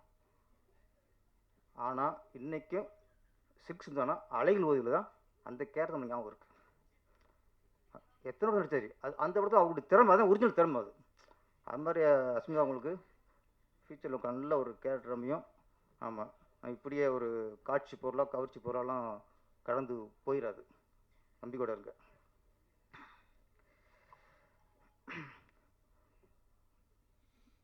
தேனிசை தென்றல் தேவா சார், அவர் வந்து நம்ம வந்து இந்த ஈஸியாக நினைக்கிறோம். அவர் ஆராய்ச்சி பார்த்தா அவரை விட ஒரு அற்புதம் எதுவும் இருக்க முடியாது. இப்போ கோயிலில் வந்து 400 500 சிறப்பு டிக்கெட் எடுத்து போவானுங்க, அவன் கிட்ட போயிடுவான். தர்ம தரிசனம் அவன் தான் உருகி போகிறவன். எவன் தர்ம தரிசனத்தில் 2 மணி நேரம் 3 மணி நேரம் இருந்து ஊர்ந்து போகிறானோ அவன்தான் இறைவனை உருகி நினச்சி அப்படி சுமந்துட்டு போகிறான். சிறப்பு தரிசனமும் பக்தி இருக்கும், ஆனால் போயிடுவான். ஆனால் நீ சிறப்பு தரிசனம் கிட்ட இருக்கிறனாலையோ ஆண்டவன் காரணம் அங்கேயே போயிடாது. அவனுக்கு கிட்ட இருக்கணும் ஒன்று தான், தூரம் இருக்கும் ஒன்று தான். அப்படி எல்லாத்தையும் ஒரே பார்வை பார்த்தா தான் அவன் கடவுள். மனிதர்கள் அப்படித்தான், எந்த மனிதன் எல்லாரையும் ஒரே மாதிரி பார்க்குறானோ, பணக்காரன் ஒரே பார்வையிலும் ஏழையில ஒரே பார்வையில் பார்த்தா அவன் இறைவனுக்கு சமம். தேவாசுர ஏன் அதிசயம் அற்புதம் சொன்னா, அவர் ஒரு பக்கம் பாட்ஷா, அண்ணாமலை, பெரிய பெரிய படங்கள் உச்சத்தில் இருக்காரு. அந்த நேரத்தில் ஒரு பக்கம் பாட்ஷாவுக்கு இசையம் வைப்பார், மறுநாள் பார்த்தா புது டைரக்டர் புது ப்ரொடியூசர் அங்கேயும் இசையம் வைப்பார். தேவாசர் ஒரு ஆள் தான் எவ்வளவு உச்சத்தில் இருந்தாலும் எல்லாத்தையும் சரிசமமாக பார்த்தவர். ஒரு புது ப்ரொடியூசரு புது இயக்குனர் ஈஸியாக எளிதாக போய் ஒரு பார்க்கக்கூடிய இசையமைப்பாளர் யாருன்னா அவர் தான். சிலர் புது டைரக்டர் புது ப்ரொடியூசர்னா ஒரு இசையமைப்பாட்டை அப்பாயின்மெண்ட் வாங்க முடியாது, இசையமைக்க வைக்கிற அடுத்த விஷயம் மீட் பண்ண முடியாது, எல்லாத்தையும் விசாரிப்பாங்க. அப்போ சின்ன டைரக்டர் சின்ன ப்ரொடியூசர்னா நோ அப்பாயின்மெண்ட். இங்கே அப்படி இல்லை, அவங்களுக்கு தான் முதலிடம். சின்ன ப்ரொடியூசருக்கும் சின்ன இயக்குனருக்கு தான் முதல்ல பார்ப்பார். ஏன்னா நிறைய பேர் அவருடைய அருமை தெரியாமலே திரையுலகம் இருக்குது. சார் முதல்ல திரையுலகம் சார்பாக எல்லா இயக்குனர் சார்பாக நானும் புது டேரக்டர் வந்தவன் தான். எல்லா சார் உங்களுக்கு நன்றி சார். 80-90களில் நிறைய ஹீரோக்கள் இளையராஜா மியூசிக் பண்ணால் தான் நடிப்பேன். அவர் மியூசிக் இல்லைன்னா காட்சி கொடுக்க மாட்டாங்க, அப்படி இருந்த காலம் உண்டு. ஆனால் அந்த நேரத்தில் ஒரு பக்கம் ரஜினி, ஒரு பக்கம் கமல், ஒரு விஜயகாந்த், சத்யராஜ், ஒரு பக்கம் போயிட்டு இருக்கு, முரளி, ராமராஜன், எல்லாருக்கும் இளையராஜா. அப்போ 2 பேர் வளர்கிறாங்க சார், அடுத்த ஜென்ரேஷன். ஒரு பக்கம் விஜய், ஒரு பக்கம் அஜித். விஜய் படத்துக்கு தொடர்ந்து இசையமைத்து அவரை வெற்றி போகிற ஹீரோ ஆக்குனவர் தேவா சார். எல்லா படமும் ஹிட்டு. இந்த பக்கம் அஜித், ஆசை, இந்த மாதிரி படம், ஆசையில் அத்தனை பாட்டும் அற்புதம் கேட்டுப்பாங்க. அப்போ இளையராஜா இருந்தால் தான் ஒரு ஹீரோ உருவாக முடிகிற காலகட்டத்தில் ஒரு தலையும் தளபதியும் உருவாக்குனவர் தேவா சார். இப்போ இன்னைக்கு இந்த படத்துக்கு P2க்கு தேவா சார் மாதிரி இசையமைச்சு இந்த படத்துக்கு மிகப்பெரிய ஒரு பலம். இப்போ நிறைய பேர் ஆதங்கத்தை வெளிப்படுத்தினாங்க.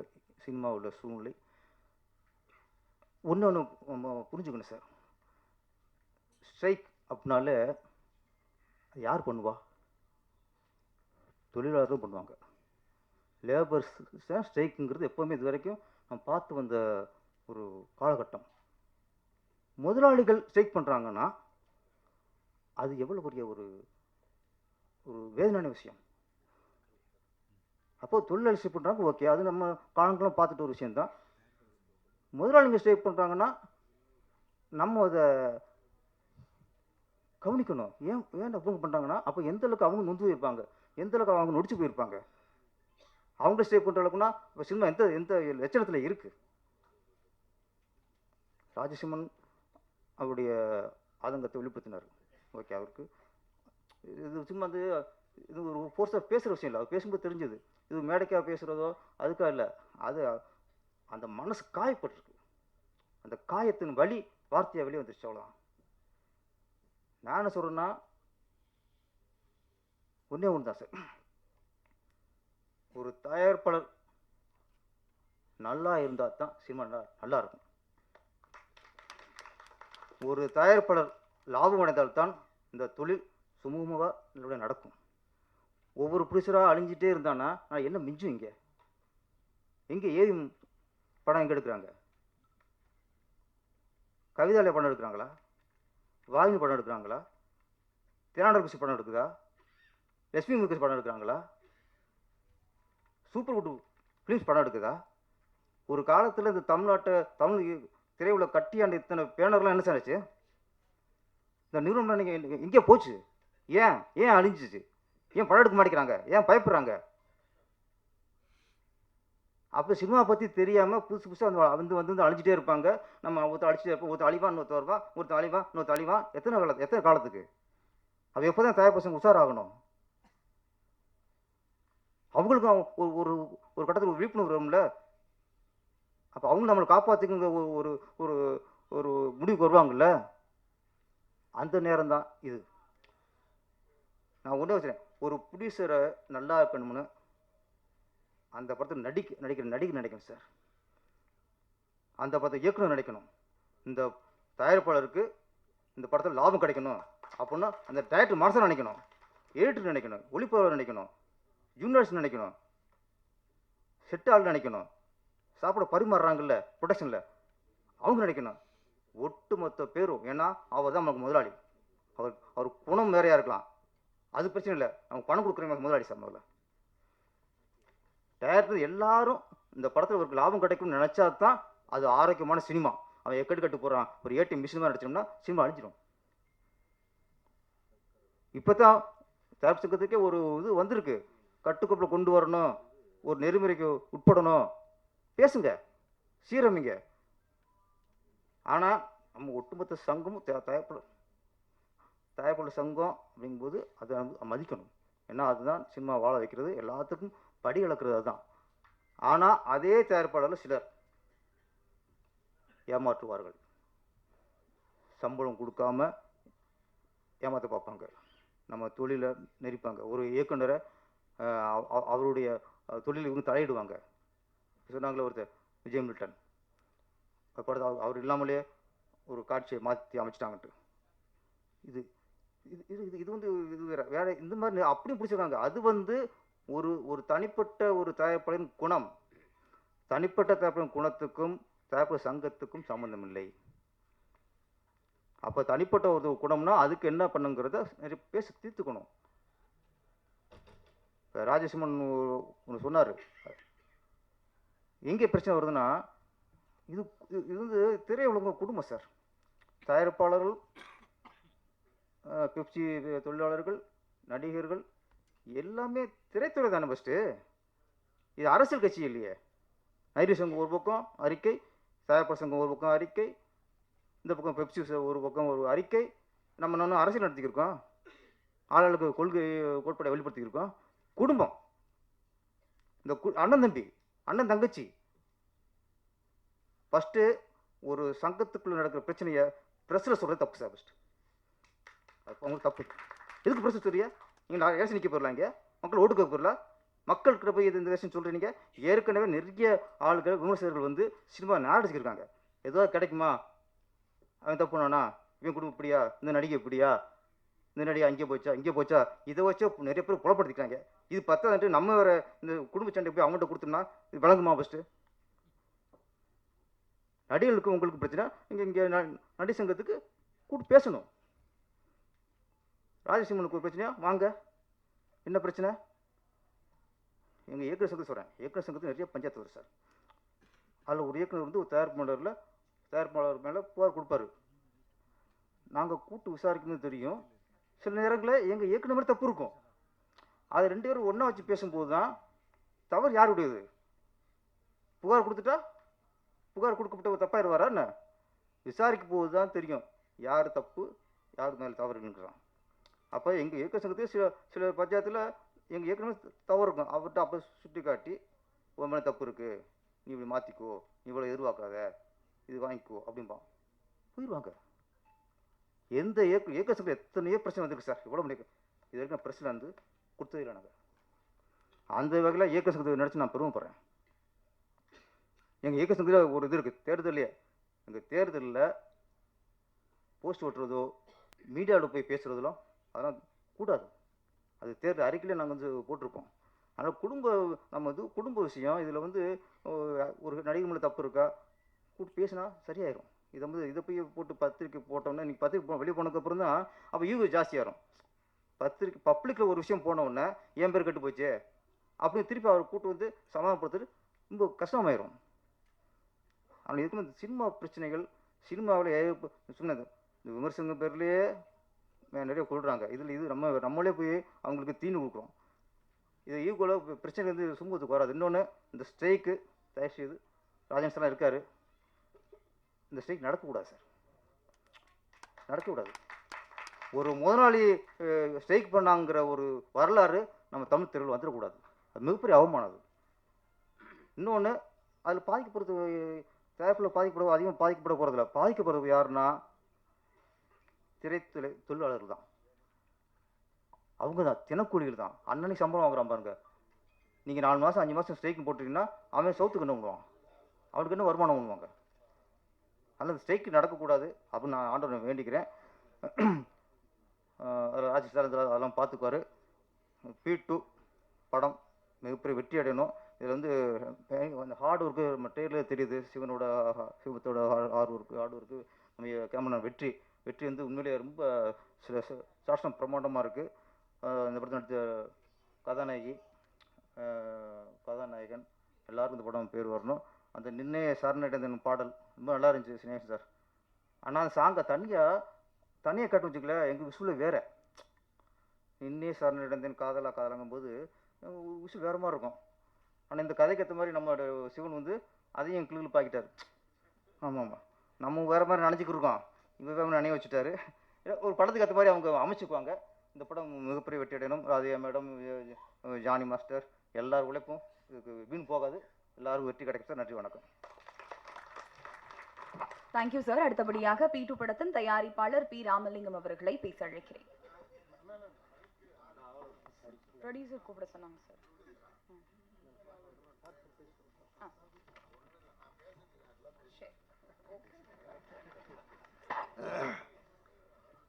நம்ம பேசுறதுக்கு ஒன்றுமே இல்லை, எல்லாம் பேசிட்டாங்க.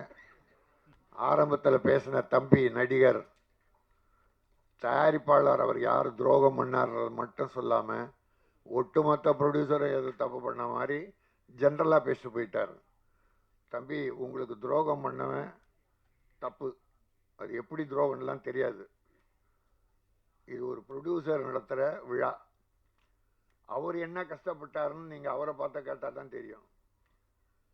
ஒட்டு மொத்தமாக பேசிட்டு ப்ரொடியூசர் கவுன்சில் தலையிடலை. நீங்கள் கவுன்சிலில் போய் கம்ப்ளைண்ட் பண்ணிங்களா? கோச்சிக்காதீங்க, ஒரு அண்ணனாக கேட்குறேன். எத்தனை மெம்பர் இருக்காங்க? 2000 மெம்பர் இருக்காங்க. எவ்வளோ பிரச்சனை, படம் எடுக்கிறவன் 200 பேர் எடுக்கிறான், எத்தனை பிரச்சனை வரும். அப்போ ப்ரொடியூசர் கவுன்சிலை வந்து கேட்கும், நாம் இப்போ நடிகர் சங்கம், நீங்கள் நடிகர்னா நடிகர் சங்கம் போகணும். இப்போ பாருங்கள், நீங்கள் இந்த தம்பி நம்ம நல்லா பேசுனீங்க, பட்டு திருட்டு விசிறியை பற்றி லைக்கா பற்றி பேசுனீங்களே, பர்மா பசாரில் போய் கலவரத்தை பண்ணி அடித்து நொறுக்கி 5 நாள் ஜெயிலில் இருந்த கே ராஜனை அவன் ஆதிச்சானா? ஒரு தாதரிச்சானா? செய்யவே மாட்டான். நீ தலையிட்டினா என்ன பண்ணுவாங்க பின்னால? அவர் எதுக்கு அங்கே போகிறாரு? நானா போனேன்? உலக நாயகன் எனக்கு ஃபோன் போட்டு அவர் போய் கலவரம் பண்ணி அங்கே வெட்டு குத்தாயி அவர் ஓடி போய் செக்ரட்டரியேட்டுக்கிட்ட இருந்து எனக்கு ஃபோன் பண்ணுறார். திருப்பி ஓடும்போது பர்மா பசாரில் என்னை வந்து வெட்டிட்டாங்க, கலவரம் ஆயிடுச்சு, நீங்கள் பாப்பா. அப்போ நான் தமிழ் திரைப்பட பாதுகாப்பு கழகம்னு ஆரம்பித்து திருட்டு விசிடி தயாரிக்கிறவன் விற்கிறவன் கடையெல்லாம் அடிச்சுக்கிட்டு இருக்கேன், ரவுடிசம் பண்ணேன். போலீஸ் என்னை எச்சரித்தது, கவலைப்படலை, என் சினிமாவை அழிச்சிக்கிட்டு இருக்கீங்க, அவனை அடக்க குண்டர் சட்டத்தில் போடுன்னு போராடி 5 நாள் ஜெயிலுக்கு போன சினிமாக்காரன் யாருன்னா இருக்கானா? அது மட்டும் இல்லை, 9 படம் எடுத்து 3 கோடி லாஸ் ஆனேன். அதில் டபுள்ஸ்ன்னு ஒரு படம், பிரபுதேவா மீனா, இந்த என் தம்பி தேவாவின் மகன் ஸ்ரீகாந்த் தேகா எங்கள் செல்ல பிள்ளை, அவனை மியூசிக் டைரக்டராக போட்டேன். ஃபர்ஸ்ட் பிக்சர் நான் தான் போட்டேன். அடுத்து நினைக்காத நாளில் பார்த்திபன் தேவனே, என் தம்பி தேவா தேனிசை தென்றல், அவர் இசை. இப்படிலாம் எடுத்து அது 2 படமே எனக்கு லாஸ். சின்ன படம் எடுத்து சின்ன லாஸ், பெரிய படம் எடுத்து பெரிய லாஸ். நானும் இந்த சினிமாவுக்காக உழைச்சிக்கிட்டு இருக்கேன். அதை விட்டுட்டு எல்லாரும் நல்லா இருக்கணும், படம் எடுக்கிறவங்க முதல்ல நல்லா இருக்கணும். படம் எடுக்கிறவங்க நல்லா இருந்தால் சினிமா உலகமே நல்லா இருக்கும். கலைஞர்கள், வேலையாள், தொழிலாளி எல்லாரும்.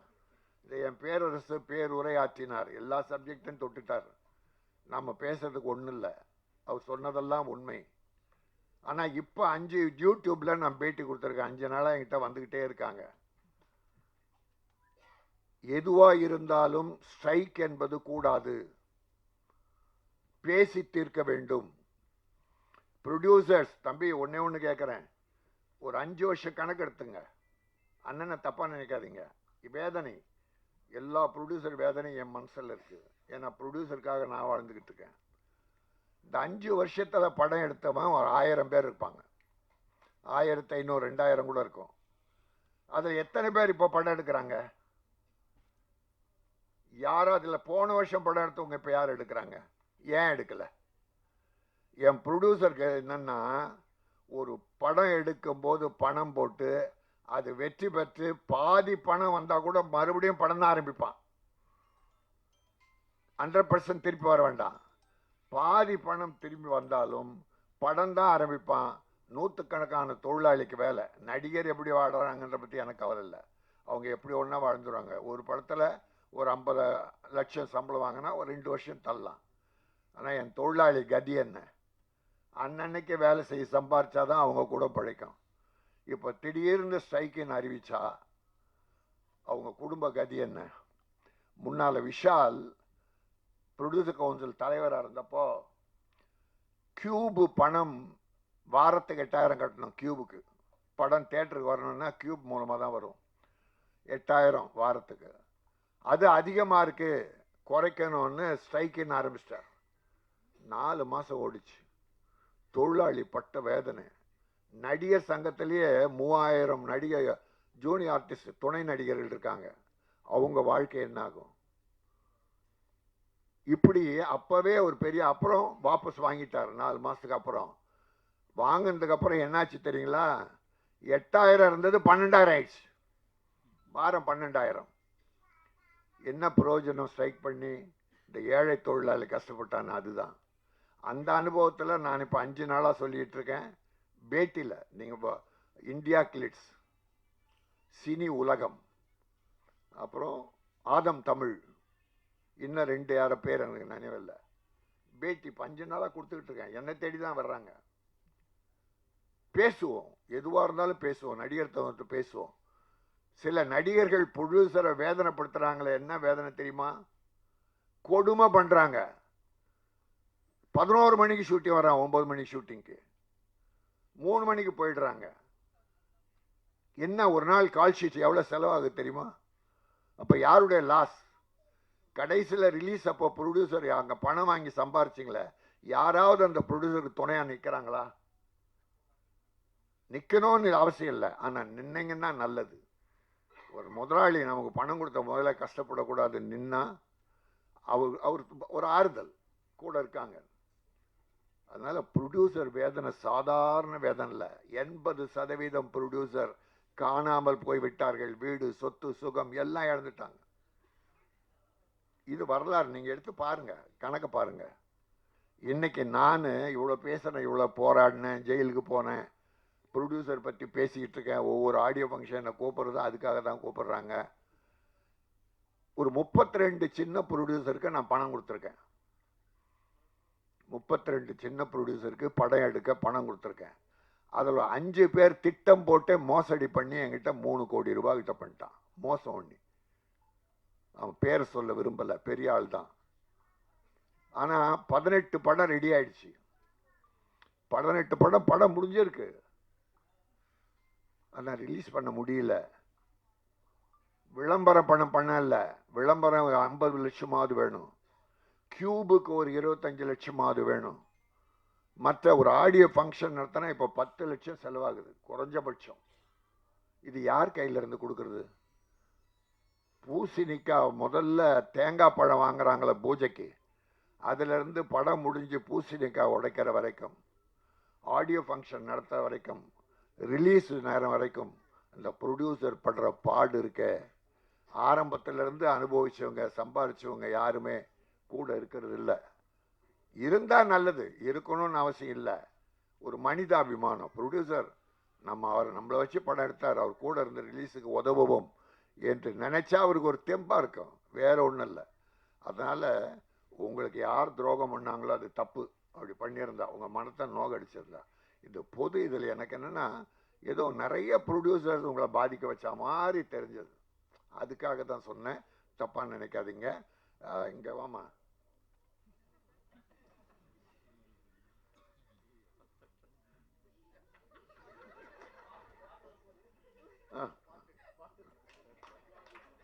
பஞ்சாபி பலகாரம் பார்த்தாலே பசியாரும். இல்லை எடுக்குது, இப்போ பசி எடுக்குது தம்பி. செய்யாத சேதாரம். நான் தானே அதுக்கு ஆதாரம். இந்த குசுப பிடிச்ச சிநேகர் காம்பாரு தம்பி, சத்தியமா வரிகள் பிரமாதம். 3 பாட்டு. என் தம்பி தேவா இருந்தாலே அதில் ஒரு முத்திரை, அதுக்குன்னு ஒரு பேர் இருக்கும். சின்ன ப்ரொடியூசருக்கு அவர் ஹெல்ப் பண்ணுவார் பாருங்க, அப்படி பண்ணுவார். அதுதாங்க மனிதாபிமானம். ஒரு ப்ரொடியூசர் பணத்தை எடுத்துட்டு உங்ககிட்ட வந்துட்டா அவன் பாவப்பட்டவன் இல்லை, அவ்வளோ வேதனை அனுபவிக்கணும். கடவுள் என்ன, நீ பாவப்பட்டவன், உன் பணத்தை எடுத்து எல்லாரும் கூடுன்னு அவன் என்ன ஆசையில் படம் எடுத்தார் ராமலிங்கம்? ராமலிங்கம் என்ன அனுபவிச்சிட்டார் இதில்? தம்பி சிவம் அற்புதமாக அவருக்கு ஒத்துழைச்சி பிரமாதம் பண்ணி, ட்ரெய்லர் பிரமாதம் தம்பி. இதில் வெற்றி தெரியுது தம்பி. சிவம் வெற்றி தெரியுது, ஒரு குறையும் இல்லை. பல ஆடியோ ஃபங்க்ஷன் கலந்துக்கிறோம், ஆனால் மன நிறைவோட இந்த படத்தை பார்த்தோம். அந்த பஞ்சாபி பலகாரம் தான் கொஞ்சம் பசி எடுக்க வச்சிருச்சே தவிர மற்ற வகையில் எல்லாமே எனக்கு நல்லா இருந்தது. ராதிகா என் வீட்டு புள்ள அது. அப்புறம் தம்பி 2 பேரும் அந்த டான்ஸ் அழகாக பண்ணிருக்காங்க. அந்த ஃபர்ஸ்ட் நைட் சீன் கூட இந்த ஓவர கவர்ச்சி என்பது இல்லை, விரசம் இல்லாமல். எனக்கு விரசம் இருக்கக்கூடாது. நம்ம தாய்மார்கள்லாம், தங்கச்சி, அக்கா எல்லாம் சந்தோஷமாக பார்க்கணும். ஐயோ பாவி பாவி படமாக எடுக்கிறான்னு சொல்லக்கூடாது. அந்த மாதிரி அந்த ஃபர்ஸ்ட் நைட் சீன் கூட சும்மா ஒரு சின்ன கவர்ச்சி இருந்தது. அது தப்பு இல்லை, அது வேணும், அது வேணும். ரொம்ப அழகாக பண்ணீங்க. எனக்கு மனசு திருப்தியாக இருக்குது. இந்த படம் வெற்றி பெறும். இந்த படம் வெற்றி பெற்று என் ராமலிங்கம் அடுத்து படம் ஆரம்பிக்கணும். ஆரம்பித்து இந்த தம்பிகளுக்கெல்லாம் வேஷம் கொடுக்கணும். கலைஞர்களை காப்பாற்றணும். இந்த கலைஞர்களே நீங்களும் ப்ரொடியூசரை காப்பாற்றுங்க. எல்லாத்தையும் அனுபவிச்சுட்டு கைவிட்டுட்டு நடுத்தெருவில் விட்டுட்டு போயிடாதீங்க. ஆயிரக்கணக்கான ப்ரொடியூசர் அனாதையாக அலைகிறார்கள். எல்லாத்தையும் இழந்து சுகம் துக்கம் குடும்பம் எல்லாத்தையும் இழந்து அலைகிற வரலாறு என்னிடத்தில் இருக்கிறது. அதனால் இப்போ இருக்கிற சினிமா ஸ்ட்ரைக், தொழிலாளர்களை பட்டினி போடாதீர்கள். பேச்சுவார்த்தை மூலம் எல்லா விஷயங்களையும் தீர்த்து கொள்ளலாம். நடிகர் சங்கமும் தவறு செய்கிற அந்த நடிகர்களை கண்டிக்கணும். தெரியும், நடிகர் சங்கத்துக்கே தெரியும் யார் யார் எப்படி, எல்லாரையும் சொல்ல. இப்போ கார்த்திக் தம்பி இருக்குது, ஜெயம் ரவி இருக்குது, விஜய் சேதுபதி, சிவகார்த்திகேயன், இன்னும் நிறைய நடிகர்கள்லாம் டேட்டு கொடுத்தா கரெக்டாக பர்ஃபெக்டாக நடித்து முடிப்பாங்க. அவ்வளோதான் வேணும். 9 மணி கால் ஷீட்னா ரஜினி சார் 7:30 மணிக்கெல்லாம் வந்து உட்கார்றாரு. அன்றைக்கி சிவாஜி கணேசன் 7:30 மணிக்கு மேக்கப்போடு, அதனால தான் காலமெல்லாம் வாழ்ந்தார்கள். இன்றைக்கி ரஜினிகாந்த் சூப்பர் ஸ்டார்னு பேர் எடுக்கிறாருன்னா எந்த ப்ரொடியூசருக்கும் அவர் வேதனை தந்ததில்லை. 95% எல்லாமே வெற்றி படங்களை கொடுத்து ப்ரொடியூசரை வாழ வைத்தார். ஆகவே எல்லோரும் தயாரிப்பாளர் நன்றாக இருக்க வேண்டும் என்று நல்ல மனதோடு வாழ்த்து வேலை செய்யுங்கள். கடைசி வரை துணை நெல்லுங்கள். சினிமா வெற்றி பெறும். எல்லோரும் நலமாக இருக்கலாம் என்பதை சொல்லி இந்த P2 2% வெற்றி பெற்று இந்த 2% ப்ரொடியூசர் அண்ட் டைரக்டர் கூட அவரோட இணைந்த கலைஞர்கள், இசையமைப்பு எல்லாரும் நல்லா இருக்கணும், மகிழ்ச்சியாக இருக்கணும், வெற்றி பெறணும். நன்றி, வாழ்த்துக்கள். Thank you sir. அடுத்தபடியாக P2 படத்தின் தயாரிப்பாளர் பி ராமலிங்கம் அவர்களை ஒரு சில வார்த்தைகள் பேச அழைக்கிறேன். எல்லாத்துக்கும் வணக்கம். என் பேர் ராமலிங்கம். இது என்னோட முதல் படம். இது என்னோட முதல் படம் P2. இது என்னோட முதல் ஸ்டேஜும் கூட. நான் காலேஜ்லையாக இருக்கட்டும், ஸ்கூல்லையாக இருக்கட்டும், பேக் ஷீட்டு தான் நான். ஸோ இது என்னோட முதல் ஸ்டேஜ் சொல்லலாம். இங்கே வந்திருக்கிற எல்லா பத்திரிகை நண்பர்களுக்கும் ஊடகங்களுக்கும் நன்றியை தெரிவித்துக் கொள்கிறேன். மெயினாக இந்த படம் சின்ன வயசுலேருந்தே நான் படம் பார்த்துட்ருப்பேன். நிறைய படம் எடுக்கணுங்கிறது மோட்டிவ் கொஞ்சம் கொஞ்சமாக வந்துட்டு இருந்து, நம்மளும் ஒரு டைமில் படம் எடுக்க முடியுமா அப்படிங்கிற ஒரு சூழ்நிலை வருமா அப்படின்னு சொல்லிட்டு ரொம்ப காலமாக யோசிச்சுக்கிட்டே இருந்தேன். இது ஒரு நல்ல நட்புகள் மூலியமாக இந்த ஒரு படம் எடுக்கிறதுக்கு வாய்ப்பு கிடச்சிருந்தது. சொந்தவங்க எல்லாருமே இந்த படம் எப்படி எடுப்பீங்க, அது அனுபவம் இருக்கா அப்படிங்கிற மாதிரி கேட்டுக்கிட்டு இருந்தாங்க. அதனால் இனிஷியலாக யார்கிட்டையுமே நான் படம் எடுக்க போகிறேன் அப்படின்னு சொல்லிட்டு, நான் ஆரம்பித்ததுக்கப்புறம் ஃபஸ்ட்டு பார்க்கலாம், அதுக்கப்புறம் இன்ஃபார்ம் பண்ணலாமேன்னு சொல்லிட்டு முதல்ல அதை ஆரம்பிச்சிட்டேன். நான் படம் எடுக்க போகிறேன் அப்படின்னு சொல்லிட்டு முதல் படத்துலேயே எனக்கு பெரிய பக்கபலமாக இருந்தது. படம் கண்டிப்பாக சக்ஸஸாக பண்ணிவிடுவேன் அப்படின்னு சொல்லிட்டு எனக்கு கிடைச்சது தேவா சார். மெயினாக எனக்கு தேவா சார் கிடைச்சது முதல் படத்தில். அப்படின்னோடனே இந்த படம் நான் கண்டிப்பாக படம் எடுத்து முடிச்சிருவேன் அப்படிங்கிற ஒரு பெரிய கான்ஃபிடென்ட் எனக்கு வந்துடுது. அதுக்கப்புறம் ஸ்நேகன் சார் நிறைய எங்கள் வீட்டில் என் ஒய்ஃபோட இருக்கட்டும் ஸ்நேகன் சாருடைய ரொம்ப ஃபேனு. அந்த ஸ்நேகன் சாரும் இந்த படத்தில் ஒரு லைன்லாம் கொடுக்குறாரு அப்படின்னோடனே கண்டிப்பாக அந்த என்னால் சக்ஸஸாக பண்ண முடியும் அப்படிங்கிற ஒரு இது வந்துடுது எனக்கு.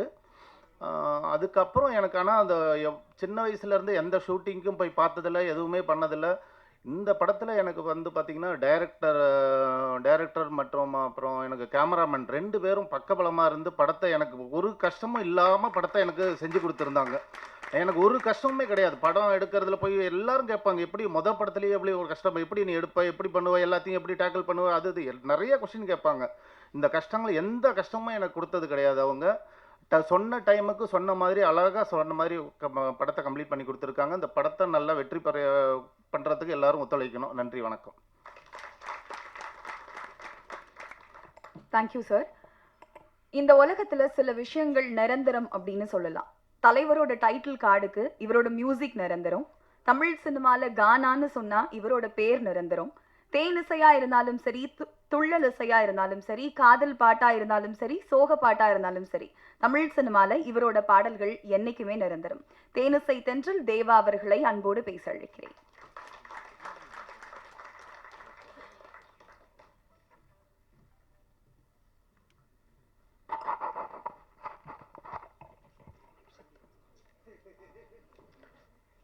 P2 இசை வெளியீட்டு விழா ட்ரெய்லர்.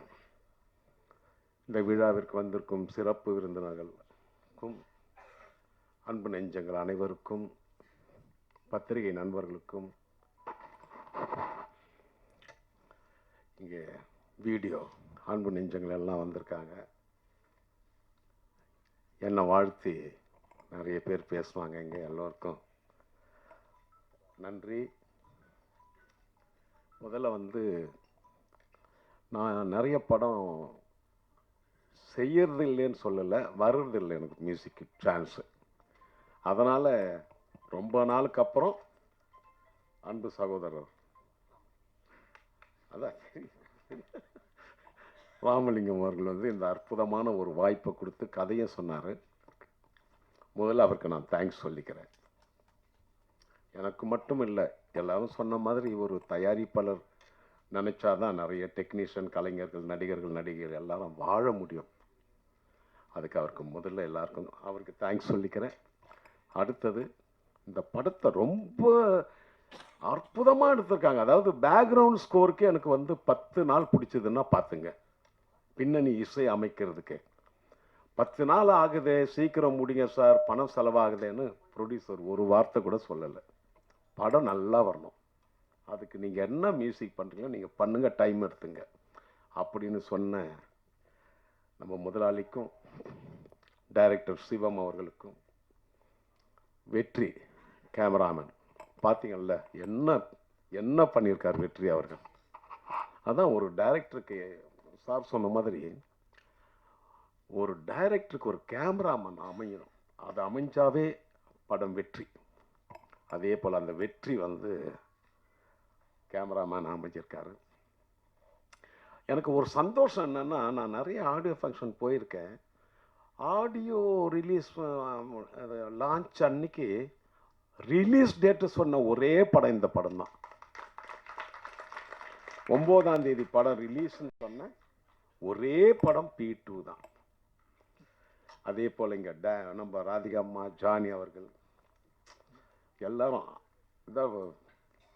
ஸ்நேகன எல்லாரும் அந்த பஞ்சாபி பலகாரத்தை பற்றி பேசினாங்க. அவர் எந்த பாட்டையும் வச்சு செஞ்சிருவார். பஞ்சாபியாக இருந்தாலும் சரி, அந்த மெலோடி சாங் உன்னையே அது, அப்புறம் அல்லா சாங் குத்தூஸ் பாடியிருப்பார். ரொம்ப நல்லா இருக்கும். நாகூர் அனிபா வாய்ஸ் மாதிரியா இருக்கும். அவ்வளோ அழகாக பாடினார் அவர். அதே மாதிரி நான் சூப்பர் சிங்கர்களை தான் பாட வச்சேன். விஜய் டிவியில் வர பிள்ளைங்க பசங்களை தான் பாட வச்சு என்ன அழகாக பாடியிருக்காங்க பார்த்தீங்களா. பிரியங்கா அவர்கள், பிரியா ஜெர்சன் ஒரு பஞ்சாபி பாட்டு பாடுந்த பிரியா ஜெர்சன். அதே மாதிரி ஆதித்தன் ஒரு சிங்கர் பையன் நல்ல அற்புதமாக பாடினாங்க.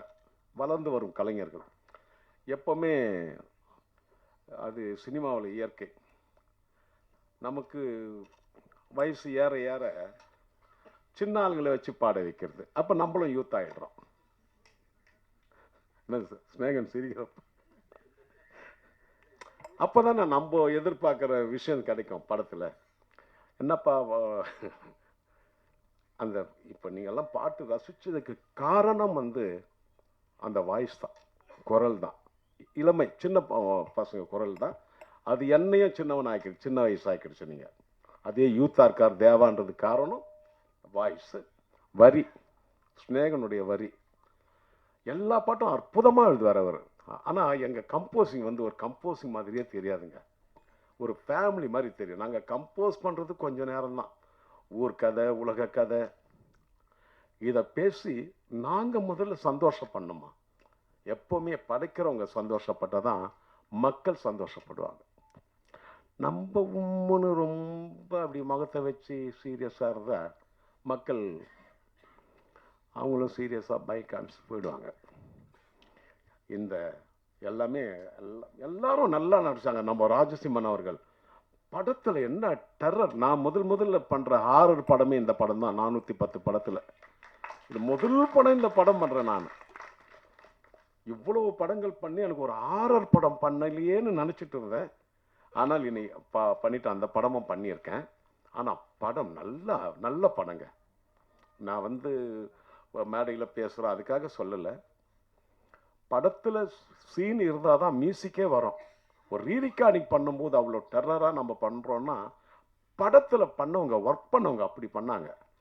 அவர் ராஜசிம்மன் ஆகட்டும், அந்த இன்னொரு ஹீரோயின் ஆகட்டும், எல்லாருமே எல்லா நடிகர்கள் எல்லாம் வந்திருக்காங்க. நான் படத்தில் பார்த்தவங்களாம் இருக்காங்க. அந்த ஒரு பாயை நடித்தவர் நம்ம எல்லாரும் நல்லா. அது இவர் நம்ம பேரரசு அவர்கள் சொன்ன மாதிரிங்க, தான் முதலாளி இந்த படத்தில் ஜெயிக்கணும், அவருக்கு நல்ல லாபம் வரணும்னு எல்லாம் மனசார நினச்சிக்கிட்டு உழைச்சாவே இந்த படம் நிச்சயம் சக்ஸஸ். அது மாதிரி தான் எல்லாரும் வந்து உழைச்சிருக்காங்க, எல்லாரும் பெர்ஃபார்மன்ஸ் பண்ணியிருக்காங்க, எல்லாம் நினச்சி இஷ்டப்பட்டு கஷ்டப்பட்டு இருக்காங்க. கஷ்டம்தான், ஆனால் இஷ்டப்பட்டு கஷ்டப்படுறது நம்ம தொழில் மட்டும்தான். நம்ம தான் லவ் பண்ணுவோம் அந்த ப்ரொஃபஷனலாக. நைட்டு 2 மணியாக இருந்தாலும் பாட்டு கம்போஸ் பண்ணுவோம், பாடுவோம். அதுபோல் இந்த அற்புதமான விழாவுக்கு எல்லோருக்கும் நன்றியை தெரிவித்து இந்த படம் வந்து முதல்ல ராஜன் சார் பேசும்போது ஒன்று சொன்னார், எனக்கு பக்குன்னு ஆயிடுச்சு. நான் வந்து என் தம்பி தேவாவுடைய பிள்ளை ஸ்ரீகாந்த் தேவாவுக்கு முதல்ல வந்து நான் வாய்ப்பு கொடுத்தேன் பிரபு தேவா படத்தில். அடுத்தது வந்து பார்த்திபன் நடித்த படத்தில் தம்பி தேவாவுக்கு மியூசிக் கொடுத்தேன். 300 கோடி லாஸ் ஆயிடுச்சுன்னாங்க. இல்லை அது காமெடி சொல்கிறேண்ணே, 300 கோடி லாஸ் ஆயிடுச்சுன்னு சொன்னீங்களே, 3 கோடியா? அப்போ நீங்க சொன்ன இடம் கரெக்டு, அந்த சொன்ன இடம் தப்பு.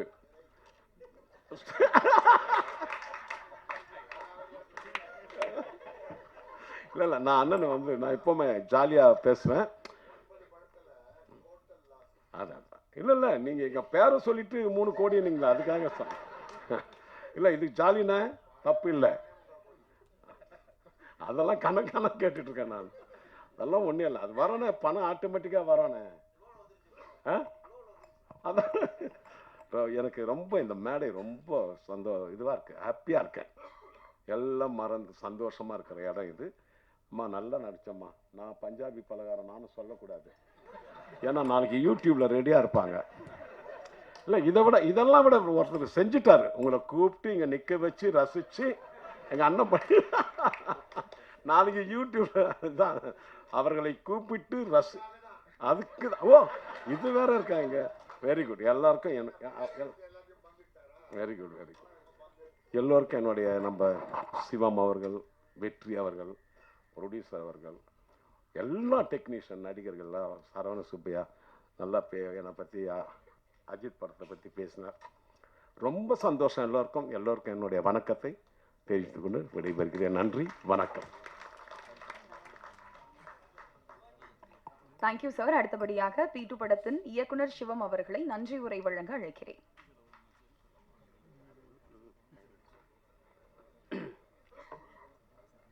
ஊடக நண்பர்கள் அனைவருக்கும் வணக்கம். இங்கே வருகை தந்திருக்கும் அனைத்து இயக்குநர்களுக்கும் என் மனமார்ந்த நன்றியை தெரிவித்துக் கொள்கிறேன். நேர குறைவாக இருப்பதால் விழாவை சிறப்பித்து முடிக்குமாறு பணிபுரிய வேண்டுகிறேன். Thank you sir. முக்கியமான தருணத்துக்கு வந்திருக்கோம். இசை மற்றும் ட்ரெய்லர் வெளியீடு. மேடையில் இருக்கும் சிறப்பு விருந்தினர்கள் அனைவரும் இணைந்து P2 படத்தின் இசை மற்றும் ட்ரெய்லரை வெளியிடுமாறு அன்போடு கேட்டுக்கொள்கிறோம்.